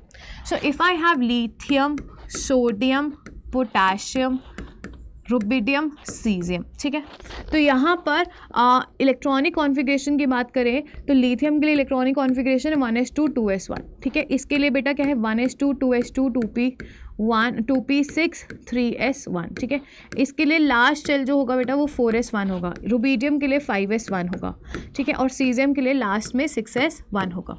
लास्ट इलेक्ट्रॉन जो होगा, ठीक है। अब आप देखो लिथियम की बात करें तो ये न्यूक्लियस हो गया, ये फर्स्ट शेल हो गया, ये सेकंड शेल हो गया। ये बात कर रहे हैं लिथियम की। जब तुम सोडियम के पास आओगे तो ये न्यूक्लियस हो गया, फर्स्ट शेल, ये सेकंड शेल और ये क्या हो जाएगा, थर्ड शेल। पोटाशियम की बात करोगे तो जो लास्ट इलेक्ट्रॉन है वो किस में प्रेजेंट है, फोर्थ शेल में प्रेजेंट है। देखो फोर्थ शेल में प्रेजेंट है। तो डाउन द ग्रुप तुम क्या कर रहे हो, लास्ट इलेक्ट्रॉन का शेल नंबर जो है वो इंक्रीज कर रहा है। पहले डिस्टेंस यहाँ तक था, फिर डिस्टेंस यहाँ तक आया, फिर डिस्टेंस और बड़ा हो गया, क्योंकि डाउन द ग्रुप तुम्हारा वैलेंस शेल नंबर, बाहर जो जिसमें इलेक्ट्रॉन प्रेजेंट है वो वैलेंस शेल नंबर क्या कर रहा है, इंक्रीज कर रहा है। वैलेंस शेल नंबर बेटा इंक्रीज कर रहा है as we move down the group. तो इसकी वजह से जो एटॉमिक रेडियाई वैल्यू है वो भी क्या करेगी, इंक्रीज करेगी। तो down the group atomic radii value increases because valence shell number increases. Valence shell number मतलब लास्ट इलेक्ट्रॉन जो है वो नेक्स्ट शेल में प्रेजेंट होता है, जो कि डिस्टेंस न्यूक्लियस से उसका डिस्टेंस जो है वो इंक्रीज करता है, तो एटॉमिक रेडियाई भी इंक्रीज करेगा, ठीक है। तो आप लोग याद रखेंगे trend down the group, everyone down the group जो एटॉमिक रेडिया है वो क्या करता है एवरीवन, इंक्रीज करता है। क्या करता है, इंक्रीज करता है। आइए अगर हम बात करें लेफ्ट टू राइट, आप मूव कर रहे हो इन द पीरियड, ठीक है, इन पीरियड मूव कर रहे हो या इन सीरीज मूव कर रहे हो, तो एटॉमिक रेडिया कैसे वैरी करता है। तो ध्यान से सुनो, लेफ्ट टू राइट में आप ले सकते हो boron, carbon, nitrogen, oxygen, fluorine और एक मैं ले लेती हूँ नियॉन भी, ठीक है, नियॉन भी ले लेते हैं। तो यहाँ पर ध्यान से देखेंगे, अगर बोरॉन की बात करें इलेक्ट्रॉनिक कॉन्फ़िगरेशन की, तो यहाँ पर क्या हो रहती है 1s2 2s2 2p1। इसके लिए क्या रहती है, बैलेंस शेल 2s2 2p2। इसके लिए रहती है 2s2 2p3। इसके लिए रहती है 2s2 2p4 और इसके लिए रहती है 2s2 2p5 और इसके लिए रहती है 2s2 2p6, ठीक है, ठीक है। एक बात याद रखेंगे, जो आपके पास ग्रुप 18 एलिमेंट्स हैं इनमें आप क्या कैलकुलेट करते हो, वैन डर वाल रेडियाई। अब वैन डर वाल रेडियाई क्या होता है सब बताऊंगी, ठीक है। यहाँ पर आप वैन डर वाल रेडियाई कैलकुलेट करते हो, इनके लिए आप क्या कैलकुलेट करते हो, कोवलेंट रेडियाई कैलकुलेट करते हो। तो वैन डर वाल रेडियाई जो होते हैं वो बड़े होते हैं देन कोवलेंट रेडियाई। तो ग्रुप 18 वैसे लेफ्ट टू राइट अगर मूव कर रहे हैं, अभी आप देखेंगे लेफ्ट टू राइट अगर मूव कर रहे हैं तो एटॉमिक रेडियाई जो है वो डिक्रीज करता है। एटॉमिक रेडियाई क्या करता है, डिक्रीज करता है, लेकिन एक्सेप्ट फॉर ग्रुप 18 एलिमेंट्स। जो ग्रुप 18 के एलिमेंट्स हैं उनके लिए एटॉमिक रेडियाई ग्रुप 17 से ज़्यादा होता है, ठीक है। क्यों ज़्यादा होता है, क्योंकि एक तो आप उसमें वैन डर वाल रेडियाई कैलकुलेट कर रहे हो और दूसरा लास्ट शेल में 8 इलेक्ट्रॉन्स प्रेजेंट है, तो आपके इलेक्ट्रॉनिक रिपल्शन को कम करने के चक्कर में वो अपना शेल साइज बढ़ा देते हैं। अभी सब समझ आएगा, ध्यान से समझना, अभी सब समझा रही हूँ। अब यहाँ पर देखो, अगर हम बात करें एवरीवन बोरॉन के केस में, तो ये न्यूक्लियस है, ये फर्स्ट शेल है और ये सेकेंड शेल का 2s और ये वाला मान लेते हैं 2p है, ठीक है। तो यहाँ पर बेटा अगर आप 2p1 की बात करेंगे तो एक इलेक्ट्रॉन है, ये इलेक्ट्रॉन सेकेंड 2s में है और ये 1s में है, तो डिस्टेंस यहाँ तक लेंगे, ठीक है। अगर हम बात करें किस में, इसके अंदर कार्बन में, तो ये कार्बन का न्यूक्लियस है, ये आपका फर्स्ट शेल, ये सेकेंड शेल और ये उसका क्या है, न्यूक्लियस है 2p का। तो इसमें कितने इलेक्ट्रॉन्स आ गए, अब 2 इलेक्ट्रॉन्स आ गए। जो डिस्टेंस है आप लोगों को लग नहीं रहा कि ऑलमोस्ट सिमिलर डिस्टेंस है, क्योंकि आप जो डिस्टेंस कैलकुलेट कर रहे हो वो 2p ऑर्बिटल तक ही तो कैलकुलेट कर रहे हो। लास्ट इलेक्ट्रॉन जो है वो 2p में वहीं तक, तो सेकेंड शेल तक ही तो कैलकुलेट कर रहे हो डिस्टेंस।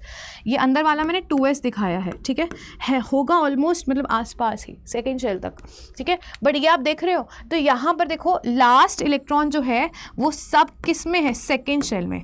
तो आप बोल सकते हो left to right valence shell number तो क्या है बेटा, कांस्टेंट है।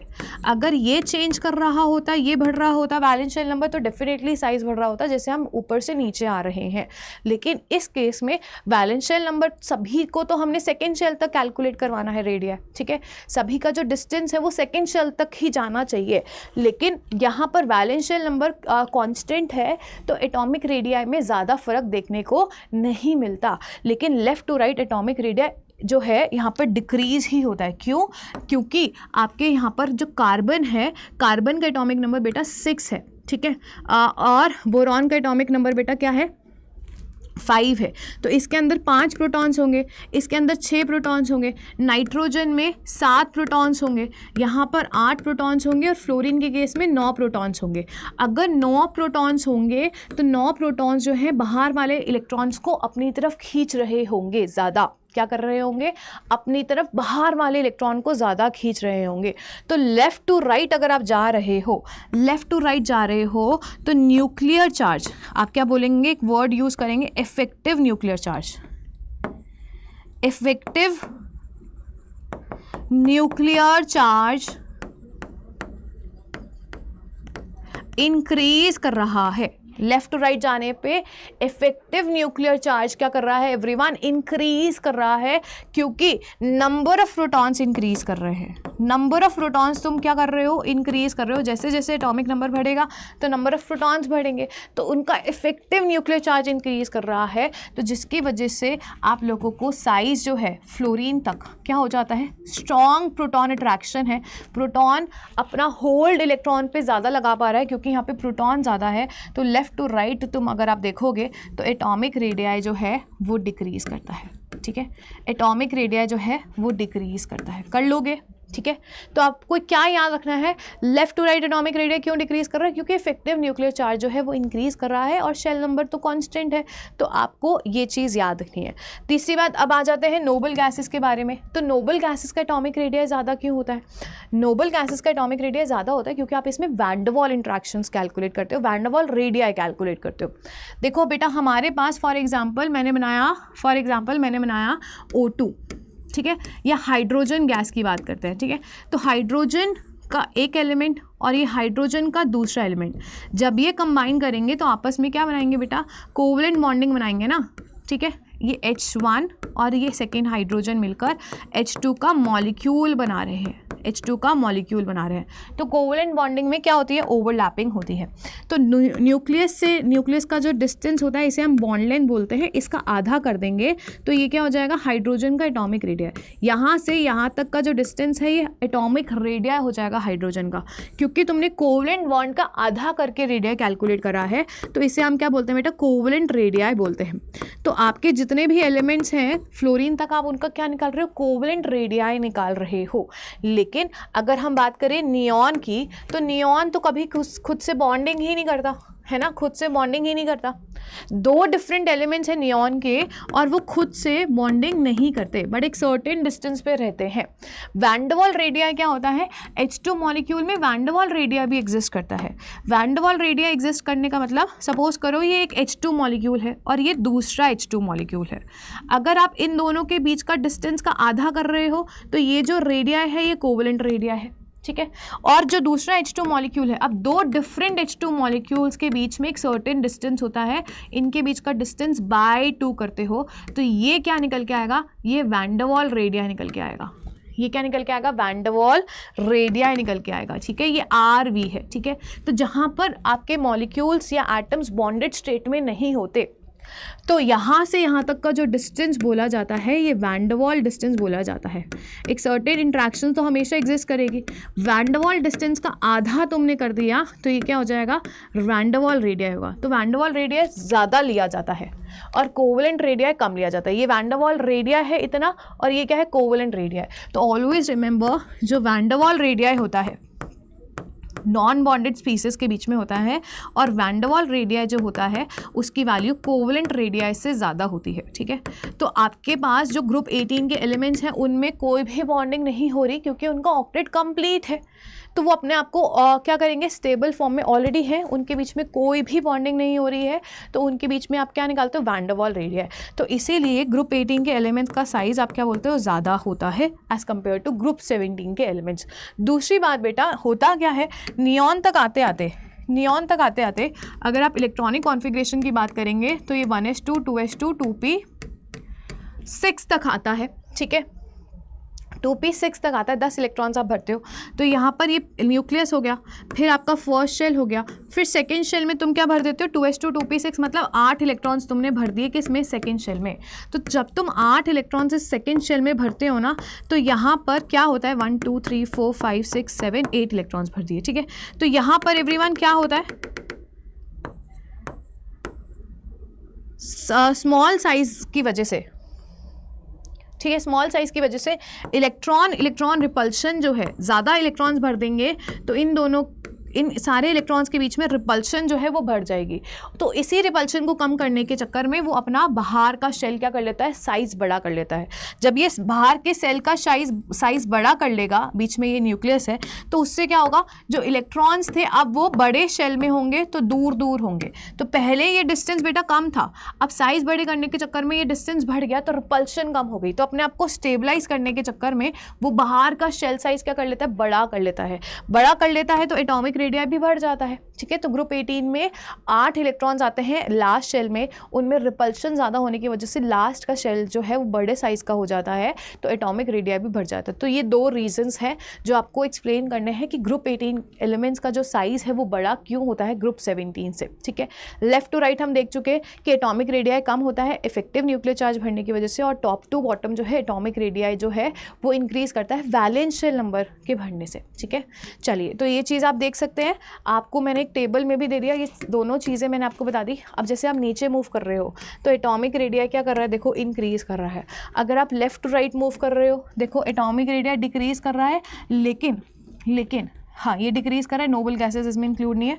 यहाँ पर देखो एटॉमिक रेडियस क्या है, डिक्रीज़ कर रहा है लेफ़्ट टू राइट, ग्रुप 17 तक, ग्रुप 18 का बड़ा है, इसमें डाटा नहीं दे रखा, ठीक है। चलिए इसके बाद वेरी इंपॉर्टेंट पॉइंट, जो आपके केटाइंस और एनाइंस होते हैं उनका जो एटॉमिक रेडियस है वो कैसे वैरी करता है, आइए समझते हैं। देखो एवरीवन, अगर आपसे कोई पूछ ले कि सोडियम का साइज़ बड़ा होगा या Na+ का साइज़ बड़ा होगा, ठीक है, या फिर आपसे कोई पूछ ले O का साइज़ बड़ा होगा या उसके एनायन O2- का साइज़ बड़ा होगा, तो ऑलवेज रिमेंबर कि केटायन का साइज़ जो है उसके न्यूट्रल आटम से छोटा होता है। रेडियस ऑफ केटायन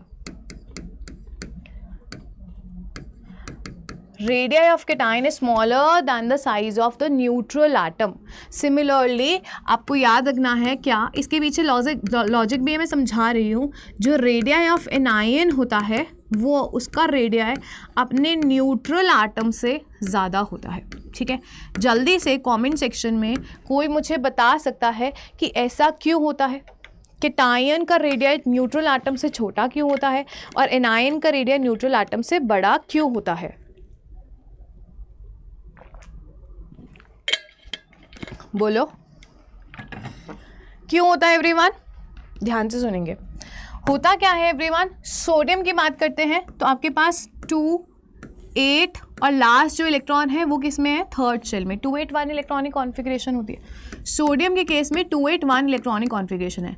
जब तुम सोडियम प्लस बना रहे हो तो इसकी इलेक्ट्रॉनिक कॉन्फ़िगरेशन क्या होगी, 2 और 8 हो गई, ठीक है। तो इसका जो लास्ट इलेक्ट्रॉन है वो सेकेंड शेल तक ही पाया जाएगा। तो जब आप केटायन बना रहे हो तो आपका क्या हो रहा है, शेल नंबर कम हो रहा है, ठीक है। शेल नंबर बेटा क्या हो रहा है, कम हो रहा है। दूसरी बात, सोडियम के केस में 11 प्रोटॉन है और 11 इलेक्ट्रॉन है, लेकिन सोडियम प्लस के केस में 11 प्रोटॉन है और 10 इलेक्ट्रॉन है। तो 11 प्रोटॉन्स 10 इलेक्ट्रॉन्स को अपने पास ज़्यादा खींचेंगे ना। अगर मेरे पास, मैं 11 की ताकत रखती हूँ, मेरी जो टीम है 11 बंदों की है और सामने वाली टीम भी 11 बंदों की है, तो एक टफ कंपटीशन रहेगा। लेकिन एक मेंबर वहाँ से कम हो जाए तो मेरी टीम जो है 11 मेंबर्स की है और सामने वाले की 10 की टीम है, तो मैं उसको ज़्यादा अच्छे तरीके से होल्ड कर सकती हूँ, ज़्यादा अपनी तरफ उसको खींच सकती हूँ, तो उससे क्या होगा, वो हार जाएगा। तो यहाँ पर वही चीज़ है, यहाँ पर बीच में 11 प्रोटॉन्स है और बाहर कितने इलेक्ट्रॉन्स को मैनेज करना है, इसको 10, तो इसका होल्ड ज़्यादा होगा तो रेडियस कम हो जाएगा। तो केटायंस का जो रेडियस होता है वो कम क्यों होता है न्यूट्रल एटम से, तो पहली बात तो आप क्या लिखेंगे, एक तो शेल नंबर डिक्रीज कर जाता है। जब तुम केटायन बना रहे हो तो शेल नंबर क्या करेगा, डिक्रीज करेगा। दूसरी बात, आपका प्रोटॉन ज़्यादा होगा एज कंपेयर टू इलेक्ट्रॉन, तो इफेक्टिव न्यूक्लियर चार्ज जो है वो इंक्रीज करेगी। तो दोनों की वजह से जो केटायन का रेडियस है वो डिक्रीज करता है। आइए अगर हम इसकी बात करेंगे ऑक्सीजन और O2- की, तो ऑक्सीजन एटम में आपकी जो इलेक्ट्रॉनिक कॉन्फ़िगरेशन है वो क्या है, 2 और 6, एटॉमिक नंबर 8 होता है। और O2- में इलेक्ट्रॉनिक कॉन्फ़िगरेशन है 2, 8। तो यहाँ पर एवरीवन ये आपका न्यूक्लियस है, सेकेंड शेल, ये 6th shell, sorry second shell में कितने इलेक्ट्रॉन्स हो गए, हाँ 6 इलेक्ट्रॉन्स हो गए, 1 2 3 4 5 6, राइट। और यहाँ पर अगर आप देखोगे, यहाँ पर देखोगे तो ये न्यूक्लियस है, ये फर्स्ट शेल और ये सेकेंड शेल, और यहाँ पर कितने इलेक्ट्रॉन्स हो गए, 1 2 3 4 5 6 7 एंड 8, ठीक है। अब सेम बात जो मैंने आपको किस में बताई थी, ग्रुप 18 के एलिमेंट्स में बताई थी। अब यहाँ पे 6 इलेक्ट्रॉन्स हैं वैलेंस शेल में, तो इनके बीच में रिपल्शन कम होगी क्योंकि 6 इलेक्ट्रॉन्स को डिस्टेंस मिल जाएगा।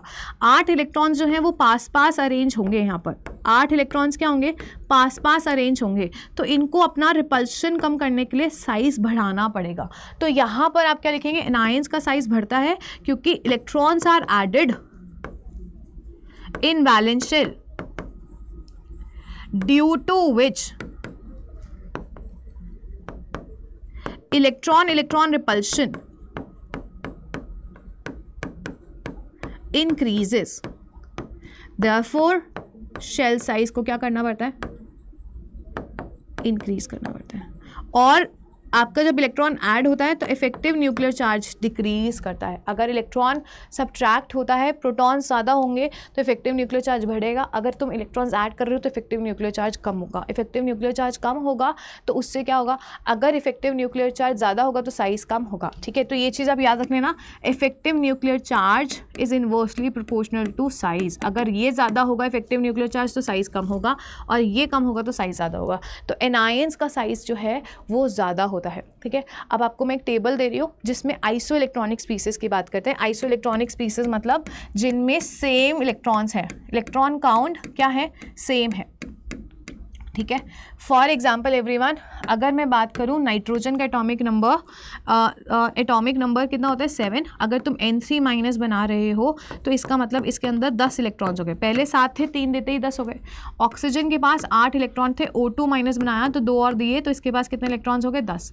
फ्लोरीन के पास 9 इलेक्ट्रॉन्स थे, 10 इलेक्ट्रॉन्स तुमने बना दिए। सोडियम के पास 11 थे, Na प्लस बनाते ही इसको 10 दे दिए, इसको 10 दे दिए, इसको 10 दे दिए। तो ये जो नीचे मैंने सर्कल करे हैं इन सबके पास 10 इलेक्ट्रॉन्स हैं, और ये सारे क्या हैं, आइसो इलेक्ट्रॉनिक स्पीसीज है, ठीक है। तो आइसो इलेक्ट्रॉनिक स्पीसीज में अगर हम बात करें तो सबसे छोटा साइज क्या होगा बेटा, केटायन का होगा। केटायंस का साइज न्यूट्रल एटम से छोटा होता है, ठीक है, और एनायन का साइज न्यूट्रल एटम से बड़ा होता है। तो यहाँ पर आप देख लीजिए, अगर हम बात करें सबसे ज़्यादा जो साइज होगा वो किसका होगा, N3 माइनस, फिर O2 माइनस, फिर F माइनस, फिर Na प्लस, फिर मैग्नीशियम प्लस 2 और फिर एल्यूमिनियम प्लस 3। जितना पॉजिटिव चार्ज उतना इफेक्टिव न्यूक्लियर चार्ज ज़्यादा, उतना साइज कम, ठीक है। मोर पॉजिटिव चार्ज, जितना पॉजिटिव चार्ज होगा उसका साइज कम, और जितना नेगेटिव चार्ज होगा उसका साइज ज़्यादा, ठीक है। जैसे N3 माइनस का साइज O2 माइनस से बड़ा होगा, फिर F माइनस यहाँ पे आएगा, ठीक है, ठीक है। और अगर हम बात करें पॉजिटिव चार्ज में तो एल्यूमिनियम प्लस 3 का चार्ज ज़्यादा है, पॉजिटिव चार्ज, तो उसका साइज़ कम, मैग्नीशियम प्लस 2 से और Na प्लस से, ठीक है। ये चीज़ आप याद रखेंगे। क्लियर हो गया, चलिए आगे चलते हैं। नेक्स्ट बात करते हैं बेटा आयनाइजेशन एनर्जी या आयनाइजेशन पोटेंशियल की। Now what is ionisation energy, ionisation potential? So actually आपको एटम में से, ये आपका न्यूक्लियस है, बीच में न्यूट्रॉन्स एंड प्रोटॉन्स है, ये आपका शेल है, ठीक है। सपोज करो लास्ट जो इलेक्ट्रॉन है वो सेकेंड शेल में है, तो आप इस एटम को क्या देंगे, बाहर से एक सर्टेन अमाउंट ऑफ एनर्जी देंगे, ठीक है। अब ये जो एटम होना चाहिए इसकी सर्टेन कंडीशंस है। ये एटम जो होना चाहिए ये क्या होगा, पहली बात आइसोलेटेड एटम होगा, और दूसरी बात गैसियस स्टेट में होगा, ठीक है। सो आयनाइजेशन एनर्जी क्या डिफाइन होती है, the amount of energy given to an isolated atom in its gaseous state. The amount of energy given releases the outermost electron, जो बाहर इलेक्ट्रॉन, जो लूजली बॉन्ड इलेक्ट्रॉन है, क्योंकि अंदर वाले इलेक्ट्रॉन्स तो प्रोटॉन्स के पास है तो ये ज़्यादा टाइटली बाउंडेड होंगे। जो लास्ट इलेक्ट्रॉन होता है वो न्यूक्लियस से दूर होता है, तो ये क्या होगा, लूजली बाउंडेड इलेक्ट्रॉन होगा, ठीक है, हिंदी में समझा देती हूँ, डेफिनेशंस तो तुम लिख लोगे। तो आप क्या करते हो, एनर्जी देते हो एटम को, और वो एटम क्या होना चाहिए, आइसोलेटेड होना चाहिए और अपने गैसियस स्टेट में होना चाहिए। ठीक है, तो इससे क्या होता है, जो आप एनर्जी दे रहे हो वो एनर्जी एटम एब्जॉर्ब कर रहा है, और एटम एक्चुअली में क्या कर रहा है, उस एनर्जी को यूज़ कर रहा है, किसको, इलेक्ट्रॉन जो आउटर मोस्ट शेल में प्रेजेंट है, मतलब जो लूजली बॉन्ड इलेक्ट्रॉन है उसको बाहर निकालने में काम आ रहा है। तो जो अमाउंट ऑफ एनर्जी आपने दी to remove the electron from the valence shell from the valence shell of an isolated gaseous state atom, तो उसी एनर्जी को हम क्या बोलते हैं, आयनाइजेशन एनर्जी या आयनाइजेशन पोटेंशियल बोलते हैं। So it is defined as energy required to remove the electron from the outermost orbit. Energy required, ionization enthalpy हमेशा क्या होती है बेटा, पॉजिटिव होती है, इसमें आपको एनर्जी देनी पड़ती है। ये एक एंडोथर्मिक प्रोसेस है। क्या है, एंडोथर्मिक, हमेशा पॉजिटिव मिलेगी। तो amount of energy required to remove, क्या करने के लिए, energy required to remove the electron, कोई से भी इलेक्ट्रॉन को नहीं, जो इलेक्ट्रॉन आउटर मोस्ट शेल में है उसको, to remove the electron from the outermost orbit of the isolated gaseous atom in its ground state. Ground state में होना चाहिए, एक्साइटेड स्टेट में इलेक्ट्रॉन नहीं होना चाहिए। ठीक है, तो ये चीज़ आप याद रखेंगे डेफिनेशन। अब आप देखो, याद रखना, जो आयनाइजेशन एंथैल्पी है ना बेटा, वो इन्वर्सली प्रोपोर्शनल होता है साइज के। अगर साइज एटम का बड़ा हुआ तो इलेक्ट्रॉन जो बाहर प्रेजेंट है वो न्यूक्लियस से दूर है, तो इस इलेक्ट्रॉन को निकालना आसान होगा, इसमें कम एनर्जी लगेगी। तो साइज बड़ा तो आयनाइजेशन एंथैल्पी कम लगेगी। अगर साइज छोटा है तो वो लास्ट इलेक्ट्रॉन जो है वो न्यूक्लियस के पास है, ये न्यूक्लियस है और ये इलेक्ट्रॉन लास्ट वाला पास है, तो इस इलेक्ट्रॉन को नॉकआउट करने के लिए ज़्यादा एनर्जी देनी पड़ेगी। तो आयनाइजेशन एंथैल्पी जो है इन्वर्सली प्रोपोर्शनल होती है साइज के। तुमने ये कर लिया तो सब कुछ क्लियर हो गया। तो पहली बात आप बोल सकते हो, आयनाइजेशन एनर्जी जो है वो साइज के इन्वर्सली प्रोपोर्शनल होती है। दूसरी बात, आयनाइजेशन एंथैल्पी जो है या एनर्जी जो है इफेक्टिव न्यूक्लियर चार्ज के डायरेक्टली प्रोपोर्शनल होती है। अगर इफेक्टिव न्यूक्लियर चार्ज ज़्यादा है, इफेक्टिव न्यूक्लियर चार्ज का मतलब न्यूक्लियस का इलेक्ट्रॉन को अपनी तरफ अट्रैक्ट करना, अगर न्यूक्लियस स्ट्रांगली अट्रैक्ट कर रहा है तो इफेक्टिव न्यूक्लियर चार्ज उसका ज़्यादा आएगा। अगर ज़्यादा आएगा तो उस इलेक्ट्रॉन को निकालना मुश्किल होगा, तो आयनाइजेशन एंथैल्पी ज़्यादा लगेगी। आयनाइजेशन एंथैल्पी बढ़ेगी अगर इफेक्टिव न्यूक्लियर चार्ज बढ़ेगा तो। ठीक है, so this is the concept. दूसरी बात, फॉर एग्जाम्पल अगर आप मैग्नीशियम की बात करते हैं, इसका एटॉमिक नंबर 12 होता है, इलेक्ट्रॉनिक कॉन्फ़िगरेशन 282। अब तुम बाहर वाले शेल से इलेक्ट्रॉन निकाल रहे हो, तो पहले तुमने जब एनर्जी दी, इसे हम बोलते हैं ionisation enthalpy 1, first ionisation enthalpy बोलते हैं। तो एक इलेक्ट्रॉन निकालोगे तो कॉन्फ़िगरेशन आएगी Mg+1। ठीक है, मतलब रिप्रेजेंटेशन आएगा Mg+1 और कॉन्फ़िगरेशन बन जाएगी 281।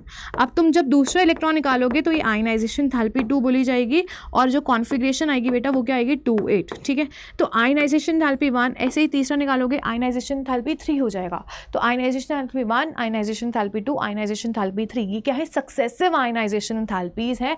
और सक्सेसिव आयनाइजेशन एंथैल्पीज़ हमेशा क्या होती हैं, पहले वाले से ज़्यादा होती है। तो आयनाइजेशन एंथैल्पी जो है वो बढ़ती जाती है। ठीक है, इंक्रीज करती जाती है। क्यों? क्योंकि पॉजिटिव में से एक और इलेक्ट्रॉन निकालना बहुत मुश्किल है, ज़्यादा एनर्जी देगी। 2 पॉजिटिव में से एक और इलेक्ट्रॉन निकालना मुश्किल है, तो third ionisation enthalpy second ionisation enthalpy से ज़्यादा होती है, इर्रिस्पेक्टिव ऑफ कि ये स्टेबल कॉन्फ़िगरेशन है या ये स्टेबल कॉन्फ़िगरेशन है। ठीक है, चलिए ठीक है। So this is the concept of ionisation enthalpy left to right. अब हम बात करेंगे क्या क्या फैक्टर्स हैं, तो मैं आपको बता चुकी हूँ। अगर साइज़ बड़ा होगा, वैलेंस शेल से दूर होगा, वैलेंस इलेक्ट्रॉन जो है वो दूर होगा, तो इलेक्ट्रॉन ईजिली निकल जाएगा। अगर न्यूक्लियर चार्ज ज़्यादा होगा तो आयनाइजेशन एंथैल्पी भी ज़्यादा होगी। और अगर हम मूव करेंगे पीरियोडिक ट्रेंड्स पर, तो लेफ़्ट टू राइट बेटा क्या कर रहे थे, left to right size decrease कर रहा था ना, साइज़ डिक्रीज़ कर रहा था, इफेक्टिव न्यूक्लियर चार्ज क्या कर रहा था, इंक्रीज कर रहा था। तो आप क्या बोलोगे, आयनाइजेशन एंथैल्पी जो है लेफ्ट टू राइट इंक्रीज ही करती है। लेकिन जब आप टॉप टू बॉटम आते हैं, टॉप टू बॉटम, तो साइज क्या बढ़ रहा है, इंक्रीज कर रहा है बेटा। इफेक्टिव न्यूक्लियर चार्ज क्या कर रहा है, डिक्रीज कर रहा है। तो ऊपर से नीचे आने पे आयनाइजेशन एंथैल्पी डिक्रीज करती थी। ठीक है, अब इसमें सर्टेन कंडीशंस हैं, ये चीज़ आप याद रखेंगे। एक ट्रिक बता रही हूँ, this is to remember the trick of ionisation enthalpy. Always remember, जो ग्रुप 18 के एलिमेंट्स होते हैं, they have highest ionisation enthalpy in their respective period. ये चीज़ आप याद रखेंगे, क्यों होती है समझाऊंगी।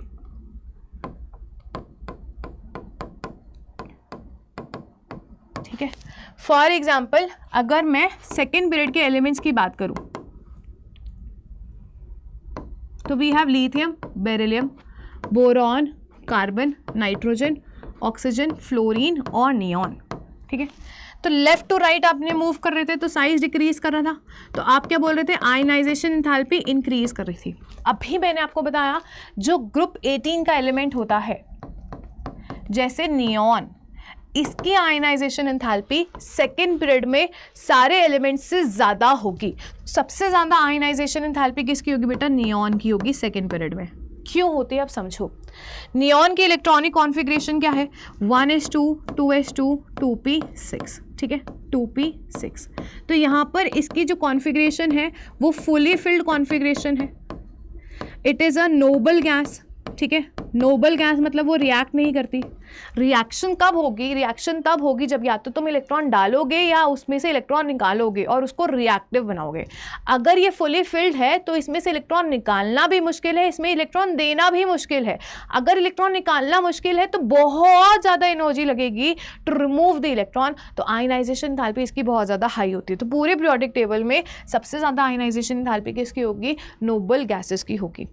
अब लेफ्ट टू राइट आप जा रहे हो तो आयनाइजेशन एंथैल्पी बढ़ती है, ठीक है, लेकिन अब यहाँ पर मैं एक चीज़ लिख रही हूँ कि आयनाइजेशन एंथैल्पी नाइट्रोजन की ज़्यादा है एज़ कम्पेयर टू ऑक्सीजन। अब ये क्यों होता है, ये सेम रीज़न है। अगर नाइट्रोजन की बात करें तो यहाँ पर जो कॉन्फ़िगरेशन है 1s2 2s2 2p3 है। तो आप देखिए 2p3 कॉन्फ़िगरेशन है, इसे हम क्या बोलते हैं, p ऑर्बिटल्स हाफ फिल्ड हैं और हाफ फिल्ड स्टेबल कॉन्फ़िगरेशंस होती हैं। हाफ फिल्ड कॉन्फ़िगरेशंस क्या होती हैं, स्टेबल होती हैं, ठीक है। तो अगर नाइट्रोजन की बात करें तो कार्बन से तो ज़्यादा होनी चाहिए आयनाइजेशन एंथैल्पी, लेकिन हाफ फिल्ड होने की वजह से ऑक्सीजन से भी ज़्यादा होती है नाइट्रोजन की आयनाइजेशन एंथैल्पी। तो अगर कोई हाफ फिल्ड कॉन्फ़िगरेशन ले रहा है तो उसकी आयनाइजेशन एंथैल्पी अपने नेबरिंग एलिमेंट से ज़्यादा होगी। तो आपके पास फ्लोरीन है और नाइट्रोजन है, नाइट्रोजन की neighbouring elements carbon and oxygen है, तो बस इन दोनों से ही ज़्यादा होगी और कार्बन एंड ऑक्सीजन में ऑक्सीजन की ज़्यादा होगी, ठीक है, समझ आ गया। ऐसे बेटा आ जाइए बेरिलियम में, बेरिलियम की इलेक्ट्रॉनिक कॉन्फ़िगरेशन 1s2, तो s इसमें भरा हुआ है ना पूरा, 1s2 2s2, तो 2s इसमें बेटा पूरा भरा हुआ है ना, तो यहाँ पे फुली फिल्ड कॉन्फ़िगरेशन है। फुली फिल्ड कॉन्फ़िगरेशन है but not like noble gas. यहाँ पर फुली फिल्ड कॉन्फ़िगरेशन तो है लेकिन नोबल गैस वाली कॉन्फ़िगरेशन नहीं है, नॉट लाइक नोबल गैस। तो इस केस में या हाफ फिल्ड कॉन्फ़िगरेशन केस में इन एलिमेंट्स की आयनाइजेशन एंथैल्पी बस अपने नेबरिंग से ज़्यादा होगी, मतलब बेरिलियम और बोरॉन में से बेरिलियम की ज़्यादा होगी। तो कार्बन के बाद बेटा क्या आएगा, बेरिलियम आएगा और फिर आपके पास क्या आएगा, बोरॉन आएगा और यहाँ पर फिर आपके पास लिथियम आएगा। तो ये सेकेंड पीरियड के एलिमेंट्स की आयनाइजेशन एंथैल्पी का ट्रेंड है। Same goes with the third period and same goes with the fourth period. अब जैसे तुम्हें ये समझ आएगा, अगर मैं बात करती हूँ लिथियम, ठीक है, लिथियम के बाद बेरिलियम, लिथियम के बाद बेटा क्या आएगा, बेरिलियम आएगा, फिर बोरॉन आएगा। तो लिथियम के बाद बेरिलियम की ज़्यादा होगी, बोरॉन की कम होगी, ठीक है। इसके बाद बोरॉन यहाँ पर आ गया, बोरॉन के बाद यहाँ पे कार्बन आ गया, फिर नाइट्रोजन की बात करेंगे तो पीक पे नाइट्रोजन आएगा, ऑक्सीजन की डिप मारेगी। क्यों, नाइट्रोजन क्या है, फुली फिल्ड कॉन्फ़िगरेशन है, सॉरी हाफ फिल्ड कॉन्फ़िगरेशन है, तो वो स्टेबल होगा, ठीक है। फिर आपके पास यहाँ पे क्या आ गया, ऑक्सीजन, फिर फ्लोरीन और सबसे ज़्यादा क्या आ गया, नियॉन की। तो सारे एलिमेंट्स में से सेकेंड पीरियड के एलिमेंट्स में सबसे ज़्यादा नियॉन की। नाइट्रोजन अपने नेबरिंग एलिमेंट से ज़्यादा है और बेरिलियम की जो आयनाइजेशन एंथैल्पी अपने नेबरिंग लिथियम और बोरॉन से ज़्यादा है, समझ रहे हो। इसके बाद देखो लिथियम के बाद सोडियम, डाउन द ग्रुप जाएंगे तो आयनाइजेशन एंथैल्पी कम हो रही है। लिथियम की आयनाइजेशन एंथैल्पी ज़्यादा है, सोडियम की कम है, तो सोडियम आ गया। सोडियम के बाद आपके पास मैग्नीशियम आ गया, तो यहाँ पे मैग्नीशियम की कॉन्फ़िगरेशन ज़्यादा होगी, एल्यूमिनियम से और सोडियम से ज़्यादा होगी, ठीक है। तो इस तरीके से आपका चलता है। अगर सेकेंड पीरियड की बात करें तो सेकेंड पीरियड में सबसे ज़्यादा आयनाइजेशन एंथैल्पी आर्गन की होगी, थर्ड पीरियड की बात करें तो क्रिप्टॉन की, फिर ज़ेनॉन की। तो इस तरीके से आपका ये ट्रेंड चलता है। एंड डाउन द ग्रुप देखो, लिथियम, सोडियम, पोटाशियम, ये सारे क्या है, down the group. Down the group ionization enthalpy क्या हो रही है, कम हो रही है। So this table is important. तो मैंने आपको ये ट्रिक बता दिया है, थोड़ा सा याद रखेंगे क्योंकि यहाँ से क्वेश्चन जो है वो बन सकते हैं, ठीक है। So this was all about ionization enthalpy. Let's talk about electron gain enthalpy. Now what is electron gain enthalpy? तो amount of energy released or absorbed when an atom in the isolated gaseous state क्या करता है, accept करता है electron को अपनी तरफ, ठीक है. तो amount of energy released when an atom in the isolated gaseous state, ये वर्ड ज़रूरी है, ठीक है. गेन्स द इलेक्ट्रॉन या accepts the electron. Ionization enthalpy में तुम एनर्जी दे रहे थे इलेक्ट्रॉन को रिमूव करने के लिए. इलेक्ट्रॉन गेन एंथैल्पी में या तो एनर्जी रिलीज हो रही है या फिर तुम दे रहे हो कि भैया इलेक्ट्रॉन को गेन कर लो.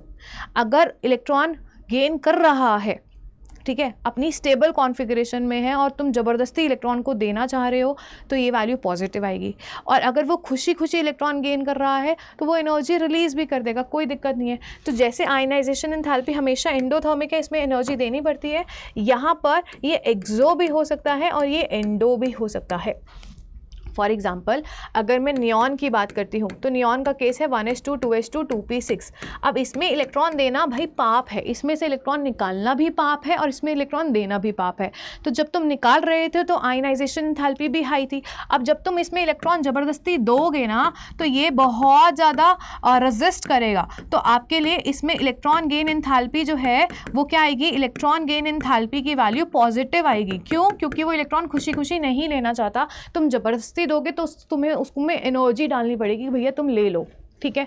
ऐसे ही अगर O- से O2- में जा रहे हो, अगर किसी एटम के ऊपर या फिर कोई एनायन है उसके ऊपर ऑलरेडी नेगेटिव चार्ज है, इसमें अगर तुम इलेक्ट्रॉन दोगे तो इसकी भी वैल्यू जो है वो पॉजिटिव ही होगी, चाहे O2- ज़्यादा स्टेबल क्यों ना हो. क्योंकि नेगेटिव है, तुम नेगेटिव इलेक्ट्रॉन दोगे तो रिपल्शन करेगा, तो तुम्हें इसको देना पड़ेगा, इलेक्ट्रॉन गेन एंथैल्पी देनी पड़ेगी, ठीक है.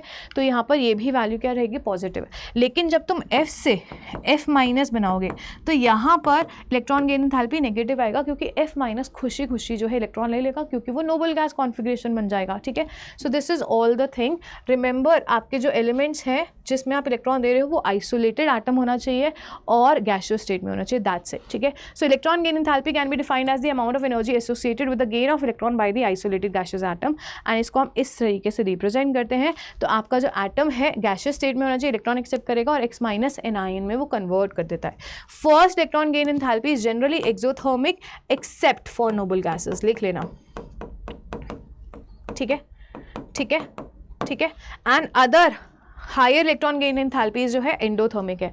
जैसे ऑक्सीजन से O- में तुम कन्वर्ट कर रहे हो तो यहाँ पे जो इलेक्ट्रॉन गेन एंथैल्पी की वैल्यू आएगी बेटा नेगेटिव आएगी. लेकिन जब तुम सेकंड इलेक्ट्रॉन गेन एंथैल्पी दे रहे हो, मतलब O- को इलेक्ट्रॉन देके O2- में कन्वर्ट कर रहे हो, तो यही इलेक्ट्रॉन गेन एंथैल्पी जो वैल्यू आएगी ये क्या आएगी, पॉजिटिव, क्योंकि इलेक्ट्रॉन नेगेटिव चार्ज आगे वाले इलेक्ट्रॉन को नहीं लेना चाहेगा क्योंकि रिपल्शन फेस करेगा, ठीक है. आइए इसके बाद बात करते हैं अगर आप लेफ्ट टू राइट मूव कर रहे हो. रिमेंबर इलेक्ट्रॉन गेन एंथैल्पी का जो वैल्यू है, इलेक्ट्रॉन गेन करना चाहता है, ये इंक्रीज करेगा अगर इफेक्टिव न्यूक्लियर चार्ज इंक्रीज करेगा तो, ठीक है. ये चीज़ याद रख लो. सारी चीज़ें इफेक्टिव न्यूक्लियर चार्ज से कंपेयर करके चलोगे तो आप लोगों को दिक्कत नहीं आएगी. तो लेफ्ट टू राइट बेटा इलेक्ट्रॉन गेन एंथैल्पी जो है वो इंक्रीज करती है, क्योंकि इफेक्टिव न्यूक्लियर चार्ज इंक्रीज करता है ना. तो यहाँ पर दो फैक्टर्स हैं, एक तो इफेक्टिव न्यूक्लियर चार्ज और दूसरा तुम बोल सकते हो साइज़ भी, ठीक है. साइज़ छोटा होगा तो इलेक्ट्रॉन गेन एंथैल्पी ज़्यादा होगी, ठीक है, ठीक है. आइए तो लेफ्ट टू राइट की अगर हम बात करेंगे तो इलेक्ट्रॉन गेन एंथैल्पी जो है वो इंक्रीज़ करती है, और जब तुम टॉप टू बॉटम मूव करते हो तो इलेक्ट्रॉन गेन एंथैल्पी जो है वो डिक्रीज़ करती है. नीचे जाते जाते एलिमेंट्स इलेक्ट्रॉन्स को गेन नहीं करना चाहते, ठीक है, इलेक्ट्रॉन को गेन नहीं करना चाहते क्योंकि उनका साइज़ बढ़ रहा है, ठीक है. न्यूक्लियस से वो दूर जा रहे हैं तो न्यूक्लियर चार्ज भी कम हो रहा है, तो वो लेना नहीं चाहते. चलिए यहाँ पे मैं आपको ये बता चुकी हूँ. सब में इलेक्ट्रॉन गेन एंथैल्पी देखो लेफ्ट टू राइट. अच्छा यहाँ पर ध्यान से देखो, बेरिलियम के लिए भी पॉजिटिव है, ठीक है. बेरिलियम और नाइट्रोजन के लिए भी इलेक्ट्रॉन गेन एंथैल्पी पॉजिटिव है. क्यों? क्योंकि ये 1s2 कॉन्फ़िगरेशन स्टेबल है और यहाँ पर 1s2 2s2 कॉन्फ़िगरेशन ये क्या है, स्टेबल, और यहाँ पर क्या है 2p3. तो अगर स्टेबल है तो इसमें इलेक्ट्रॉन देना मुश्किल है, और नोबल गैसेस के लिए तो बहुत ज़्यादा मुश्किल है. क्यों? क्योंकि ये नोबल गैसेस है, इलेक्ट्रॉन्स ना ही लेना चाहेंगे ना ही देना चाहेंगे. तो सबसे ज़्यादा पॉजिटिव इलेक्ट्रॉन गेन एंथैल्पी की बात करेंगे तो वो किसकी होगी, नोबल गैसेस की होगी. अब लेफ्ट टू राइट जब तुम देख रहे हो, नेगेटिव रिप्रेजेंट्स एक्सोथर्मिक रिएक्शन, ठीक है। तो इसका मतलब जब फ्लोरीन F माइनस में कन्वर्ट होता है, ये वैल्यू -328 है, तो मतलब इतनी किलो जूल की एनर्जी क्या कर रहा है, इतने किलो जूल पर मोल की एनर्जी रिलीज कर रहा है, ठीक है, as compare to oxygen. Oxygen में जब इलेक्ट्रॉन गेन करवा रहे हो तो -141 मतलब 141 की एनर्जी वो रिलीज कर रहा है। तो left to right in general अगर आप देखोगे तो इलेक्ट्रॉन गेन करना चाह रहे हैं except beryllium, nitrogen and neon. क्यों? क्योंकि वो स्टेबल कॉन्फ़िगरेशन में। अब आप टॉप टू बॉटम जा रहे हो तो आपकी कम एनर्जी रिलीज हो रही है। ऊपर लिथियम में इलेक्ट्रॉन ज़्यादा जल्दी, मतलब इलेक्ट्रॉन जो गेन करा तो उसमें एनर्जी रिलीज हुई 60 की। सीजियम तक आते आते इलेक्ट्रॉन जब गेन करा तो एनर्जी रिलीज हुई 46 की। -46 मैथमेटिकली नहीं देखना, नेगेटिव रिप्रेजेंट्स, ये वाली जो रिएक्शन है एक्सोथर्मिक है। तो यहाँ तक आओगे तो रिलीज एनर्जी जो है वो कम हो रही है ना, रिलीज एनर्जी। नीचे आओगे तो रिलीज एनर्जी कम हो रही है, तो दैट मीन्स नीचे आओगे तो इलेक्ट्रॉन गेन एंथैल्पी कम हो रही है क्योंकि एनर्जी कम रिलीज हो रही है। और लेफ्ट टू राइट जा रहे हो तो एनर्जी ज़्यादा रिलीज हो रही है, तो electron gain enthalpy left to right बढ़ती है, ठीक है। बस नोबल गैसेस के लिए आप देख लीजिए, नोबल गैसेस के लिए is very difficult, same with nitrogen and beryllium, क्योंकि इनकी कॉन्फ़िगरेशन जो है वो स्टेबल होती है फुली फिल्ड हाफ फिल्ड की वजह से, ठीक है।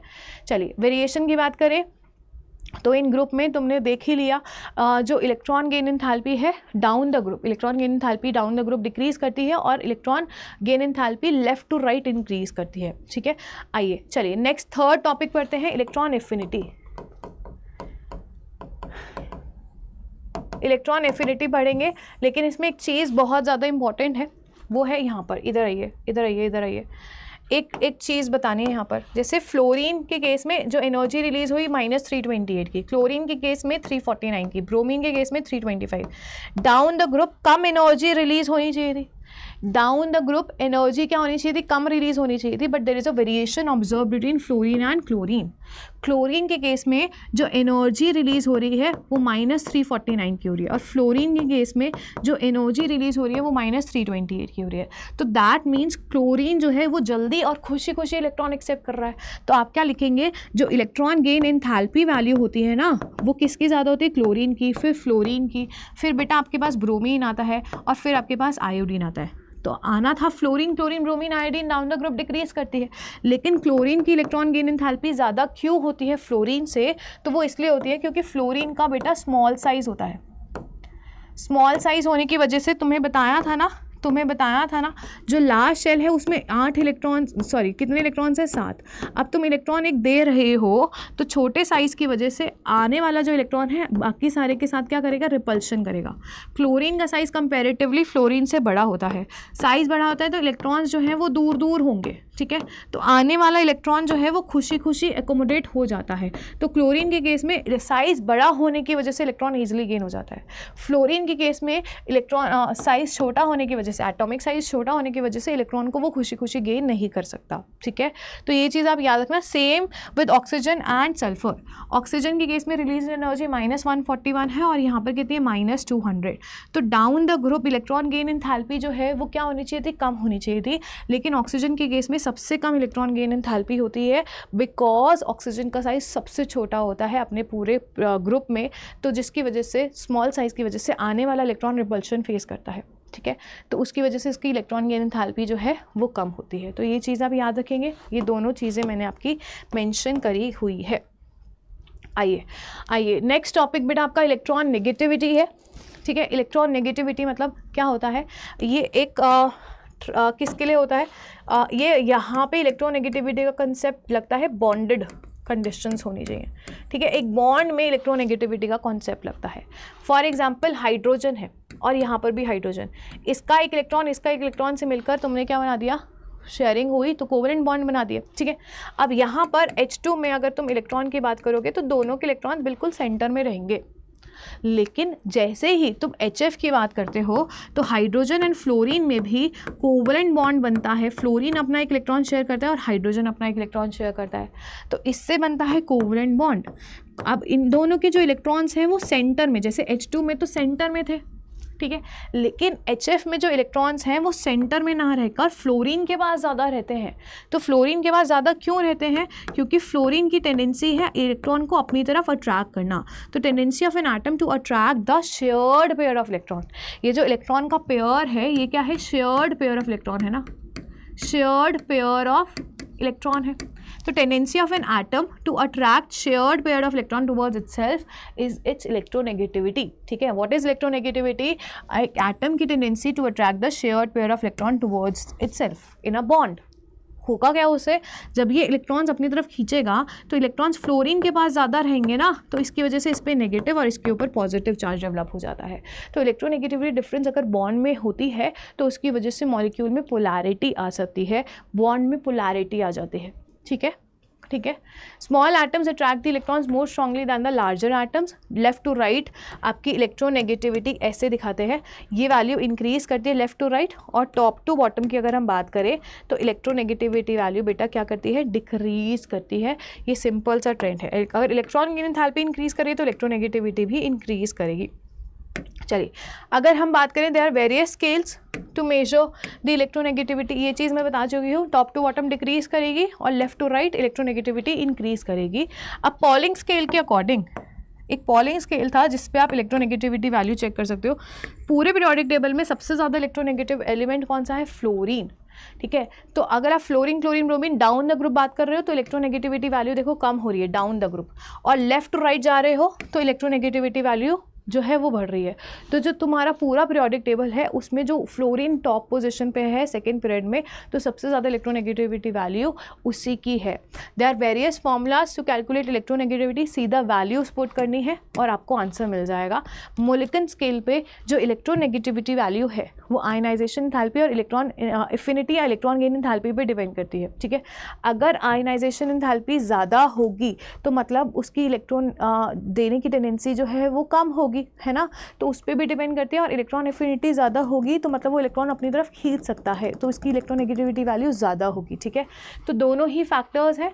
तो ionization enthalpy plus electron enthalpy by 2 कर देना तो आपको क्या मिल जाएगा, इलेक्ट्रोनेगेटिविटी वैल्यू मिल जाएगी मोलिकन स्केल पे। और अगर पॉलिंग स्केल पे बात करें तो याद रखना फ्लोरीन के लिए ये वैल्यू क्या रहती है, 4 रहती है। ठीक है, पॉलिंग स्केल पे बात करें तो आपको कुछ नहीं करना, ये वैल्यू याद रखनी है 0.208, और ये क्या है, EAB is the energy of your bond. ठीक है, फॉर एग्जाम्पल मेरे को HF के बीच में क्या निकालनी है, इलेक्ट्रोनेगेटिविटी डिफरेंस वैल्यू निकालनी है। तो मैं क्या करूँगी, इन दोनों की बॉन्ड एनर्जी माइनस H2 की बॉन्ड एनर्जी रूट में माइनस इंटू F2 की बॉन्ड एनर्जी, ये फॉर्मूला आप पुट करोगे। ठीक है, ठीक है। दूसरी बात, अगर हम बात करेंगे ये बॉन्ड एनर्जीज किस में होनी चाहिए, किलो कैलोरी पर मोल। सिंपल सा फॉर्मूला, अगर HF के बीच में इलेक्ट्रोनेगेटिविटी डिफरेंस निकालना है HF के बीच में, तो this value is equals to 0.208 whole under root of energy जो बॉन्ड एंथैल्पी है इन किलो कैलोरी पर mole, bond energy bond enthalpy in kilocalorie पर mole between HF minus under root of energy of H2 minus energy of F2। ठीक है, that's it. ठीक है, ये formula आपको याद रखना है। दूसरी बात, जो पॉलिंग स्केल पे इलेक्ट्रोनेगेटिविटी है और जो मोलिकन स्केल से इलेक्ट्रोनेगेटिविटी वैल्यू है उसमें क्या रिलेशनशिप है, मोलिकन स्केल ये वैल्यूज़ आपकी ना मैंने एक्स्ट्रा में ऐड कर रखी है, सिंपल फॉर्मूलेज हैं, नीट में नहीं पूछे जाते क्योंकि ये NCERT में नहीं है। मोलिकन स्केल पे जो इलेक्ट्रोनेगेटिविटी वैल्यू है 2 टाइम्स ऑफ पॉलिंग स्केल पे इलेक्ट्रोनेगेटिविटी वैल्यू है। इसको याद कैसे कर सकते हो, M stands for mummy, P stands for पापा। तो मम्मी की वेटेज घर में पापा से ज़्यादा होती है। ठीक है, मम्मी ज़्यादा इंपॉर्टेंट है भैया, हमें खाना वगैरह सब देती है। ठीक है, तो मम्मी की वेटेज पापा से ज़्यादा होती है, तो मम्मी की वेटेज कितनी ज़्यादा होती है पापा से, 2.8 टाइम्स ज़्यादा होती है, ऑलमोस्ट 3 गुना ज़्यादा होती है। ठीक है, तो this is how you can remember, but अपने को ज़्यादा इन फॉर्मूलेस पे लोड नहीं लेना है क्योंकि NCERT में नहीं है। बस आपको अच्छा कॉन्टेंट डिलीवर करने के चक्कर में मैंने ये चीज़ें डाल दी हैं, क्योंकि अगर आप दूसरे कॉम्पिटिटिव एग्जाम्स देते हैं तो कहीं ना कहीं ये पूछा जाता है, मेंस में ये पूछा जाता है। ठीक है, चलिए इसके बाद अब आपको सब कुछ समझ आ गया, सारी चीज़ें हमने फिजिकल ट्रेंड्स वगैरह कर लिया है। ठीक है, अब बात करते हैं बेटा डायगोनल रिलेशनशिप की। डायगोनल रिलेशनशिप क्या होता है, फॉर एग्जांपल अगर हम बात करें सेकंड पीरियड का एक एलिमेंट उठा लेते हैं, लिथियम। ठीक है, इसकी जो प्रॉपर्टीज़ है वो किससे मैच करती है, मैग्नीशियम से मैच करती है। ऐसे ही बेरिलियम की प्रॉपर्टीज़ किससे मैच करेंगी, एल्यूमिनियम से मैच करेंगी। क्यों मैच करती हैं, ये सारी चीज़ें अभी हम डिस्कस करेंगे, लेकिन इसी को हम डायगोनल रिलेशनशिप बोलते हैं। तो आपका डायगोनल रिलेशनशिप क्या है, first 3 elements of second period कौन कौन से, लिथियम, बेरिलियम एंड बोरॉन। ठीक है, shows resemblance with the elements of the next higher group of the third period. मतलब इनकी जो प्रॉपर्टीज़ है हायर ग्रुप मतलब थर्ड पीरियड से इनकी प्रॉपर्टीज़ जो है वो रिजेंबल करती है। अब किससे रिजेंबल करेगी? नेक्स्ट थर्ड पीरियड के एलिमेंट से रिजेंबल करेगी। मतलब सेकेंड पीरियड के जो 3 एलिमेंट्स हैं लिथियम, बेरिलियम, बोरॉन, इनकी जो प्रॉपर्टी है next element of the third period से हायर पीरियड से रिजेंबल करेगी। तो लिथियम की प्रॉपर्टी मैग्नीशियम से रिजेंबल कर रही है, बेरिलियम की प्रॉपर्टी एल्यूमिनियम से रिजेंबल कर रही है, बोरॉन की प्रॉपर्टी सिलिकॉन से रिजेंबल करती है। इसी चीज़ को हम क्या बोलते हैं? डायगोनल रिलेशनशिप बोलते हैं। अब सिंपल सी बात है, क्यों रिजेंबल कर रही है बेटा? अगर किसी का साइज सिमिलर होगा, साइज सिमिलर होगा तो उससे बहुत सारी चीज़ें सेम होंगी, उनकी आयनाइजेशन एंथैल्पी सिमिलर होंगी, इलेक्ट्रॉन गेन एंथैल्पी सिमिलर होगी, क्योंकि साइज सिमिलर है, ठीक है। तो इसकी वजह से इनकी रिएक्टिविटीज़ भी क्या होंगी? सिमिलर होंगी। तो लिथियम और मैग्नीशियम का साइज सिमिलर होने की वजह से इनके अंदर डायगोनल रिलेशनशिप देखने को मिलता है। अब ये साइज सिमिलर क्यों हुआ? ध्यान से देखो, लेफ्ट टू राइट अगर आप मूव कर रहे हो तो साइज़ क्या करना चाहिए? डिक्रीज करना चाहिए, है ना। साइज़ क्या करना चाहिए? डिक्रीज करना चाहिए।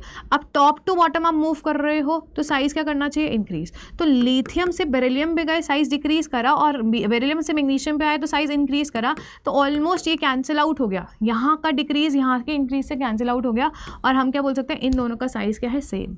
ऐसे ही तुम बेरिलियम से बोरॉन का साइज़ डिक्रीज, बोरॉन से एल्यूमिनियम है down the group size increase करता है, तो इसकी वजह से कैंसिलेशन हो गया, इन दोनों का साइज़ सेम हो गया। सेम फिर इसका, ठीक है। तो साइज सिमिलर होने की वजह से डायगोनल रिलेशनशिप देखने को मिलता है। Similar ionization enthalpy, electron gain enthalpy होती है, जिसकी वजह से रिएक्टिविटी भी सिमिलर होती है। इसी चीज़ को हम क्या बोलते हैं? डायगोनल रिलेशनशिप बोलते हैं। चलिए, इसके बाद very important, periodic trends and the chemical reactivity. Chemical reactivity जो है वो डिपेंड करती है। अब फॉर एग्जाम्पल आपने देखा ना, अगर हम बात करते हैं बेटा मेटल्स की, मेटल्स क्या होते हैं? आप बोलते हो they are electropositive elements, they are electropositive elements, मतलब ये इलेक्ट्रॉन को लूज करने की टेंडेंसी रखते हैं। They have the tendency to lose electrons, they have the tendency to lose electrons. ऐसे ही अगर हम बात करें नॉन मेटल्स की, they have the tendency to gain electrons, है ना, गेन इलेक्ट्रॉन्स।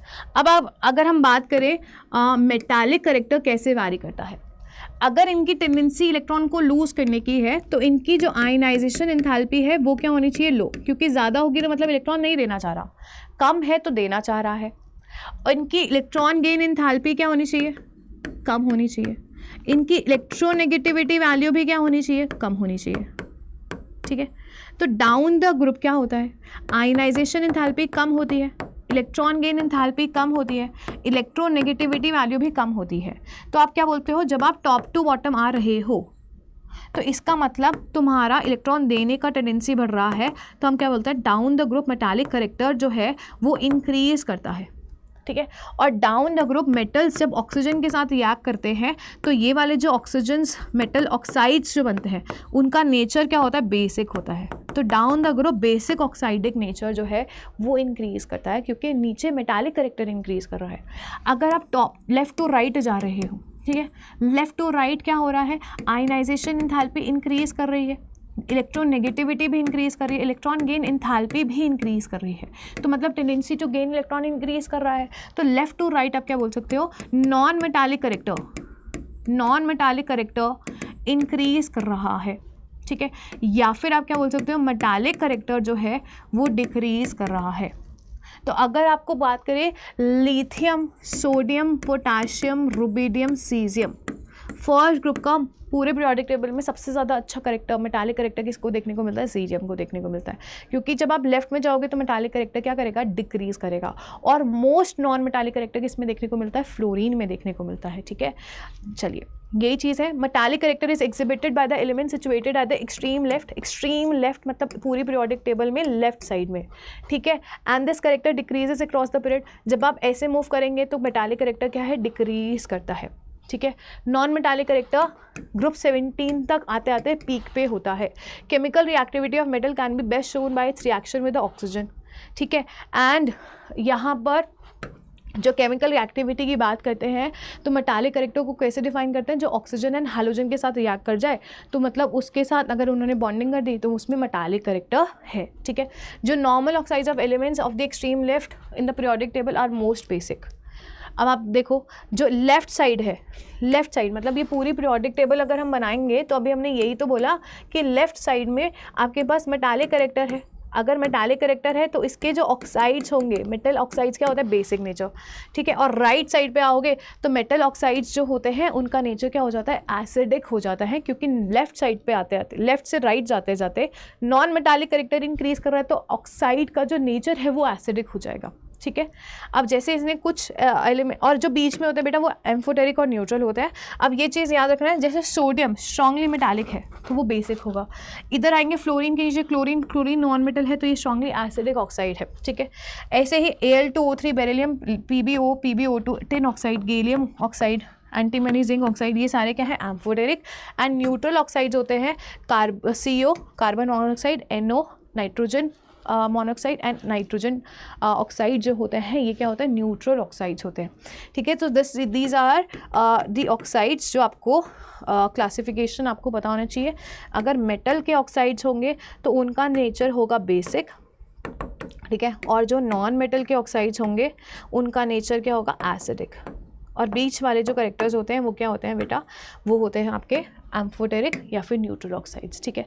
तो यहाँ पर हम कंप्लीट कर चुके हैं most important theoretical part. I hope आप लोगों को चीज़ें समझ आई होंगी।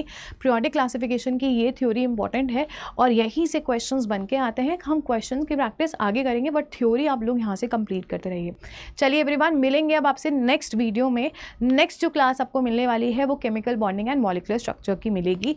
अगैन वो इनऑर्गेनिक केमिस्ट्री का पार्ट है, तो अगर आपका ये चीज़ स्ट्रॉन्ग होगा तो ही आप chemical bonding and molecular structure पढ़ पाएंगे आसानी से। तो प्लीज़ मेक श्योर अगर आप 11th पास आउट है तो यहाँ से रिविजन कर लीजिए, और 12th में हैं, बोर्ड्स दे रहे हैं तो यहाँ से एक बार रिवाइज करके 11th के कॉन्सेप्ट को रिकॉल कर लीजिए। चलिए everyone, wishing you a happy preparation, all the best for all of your exams.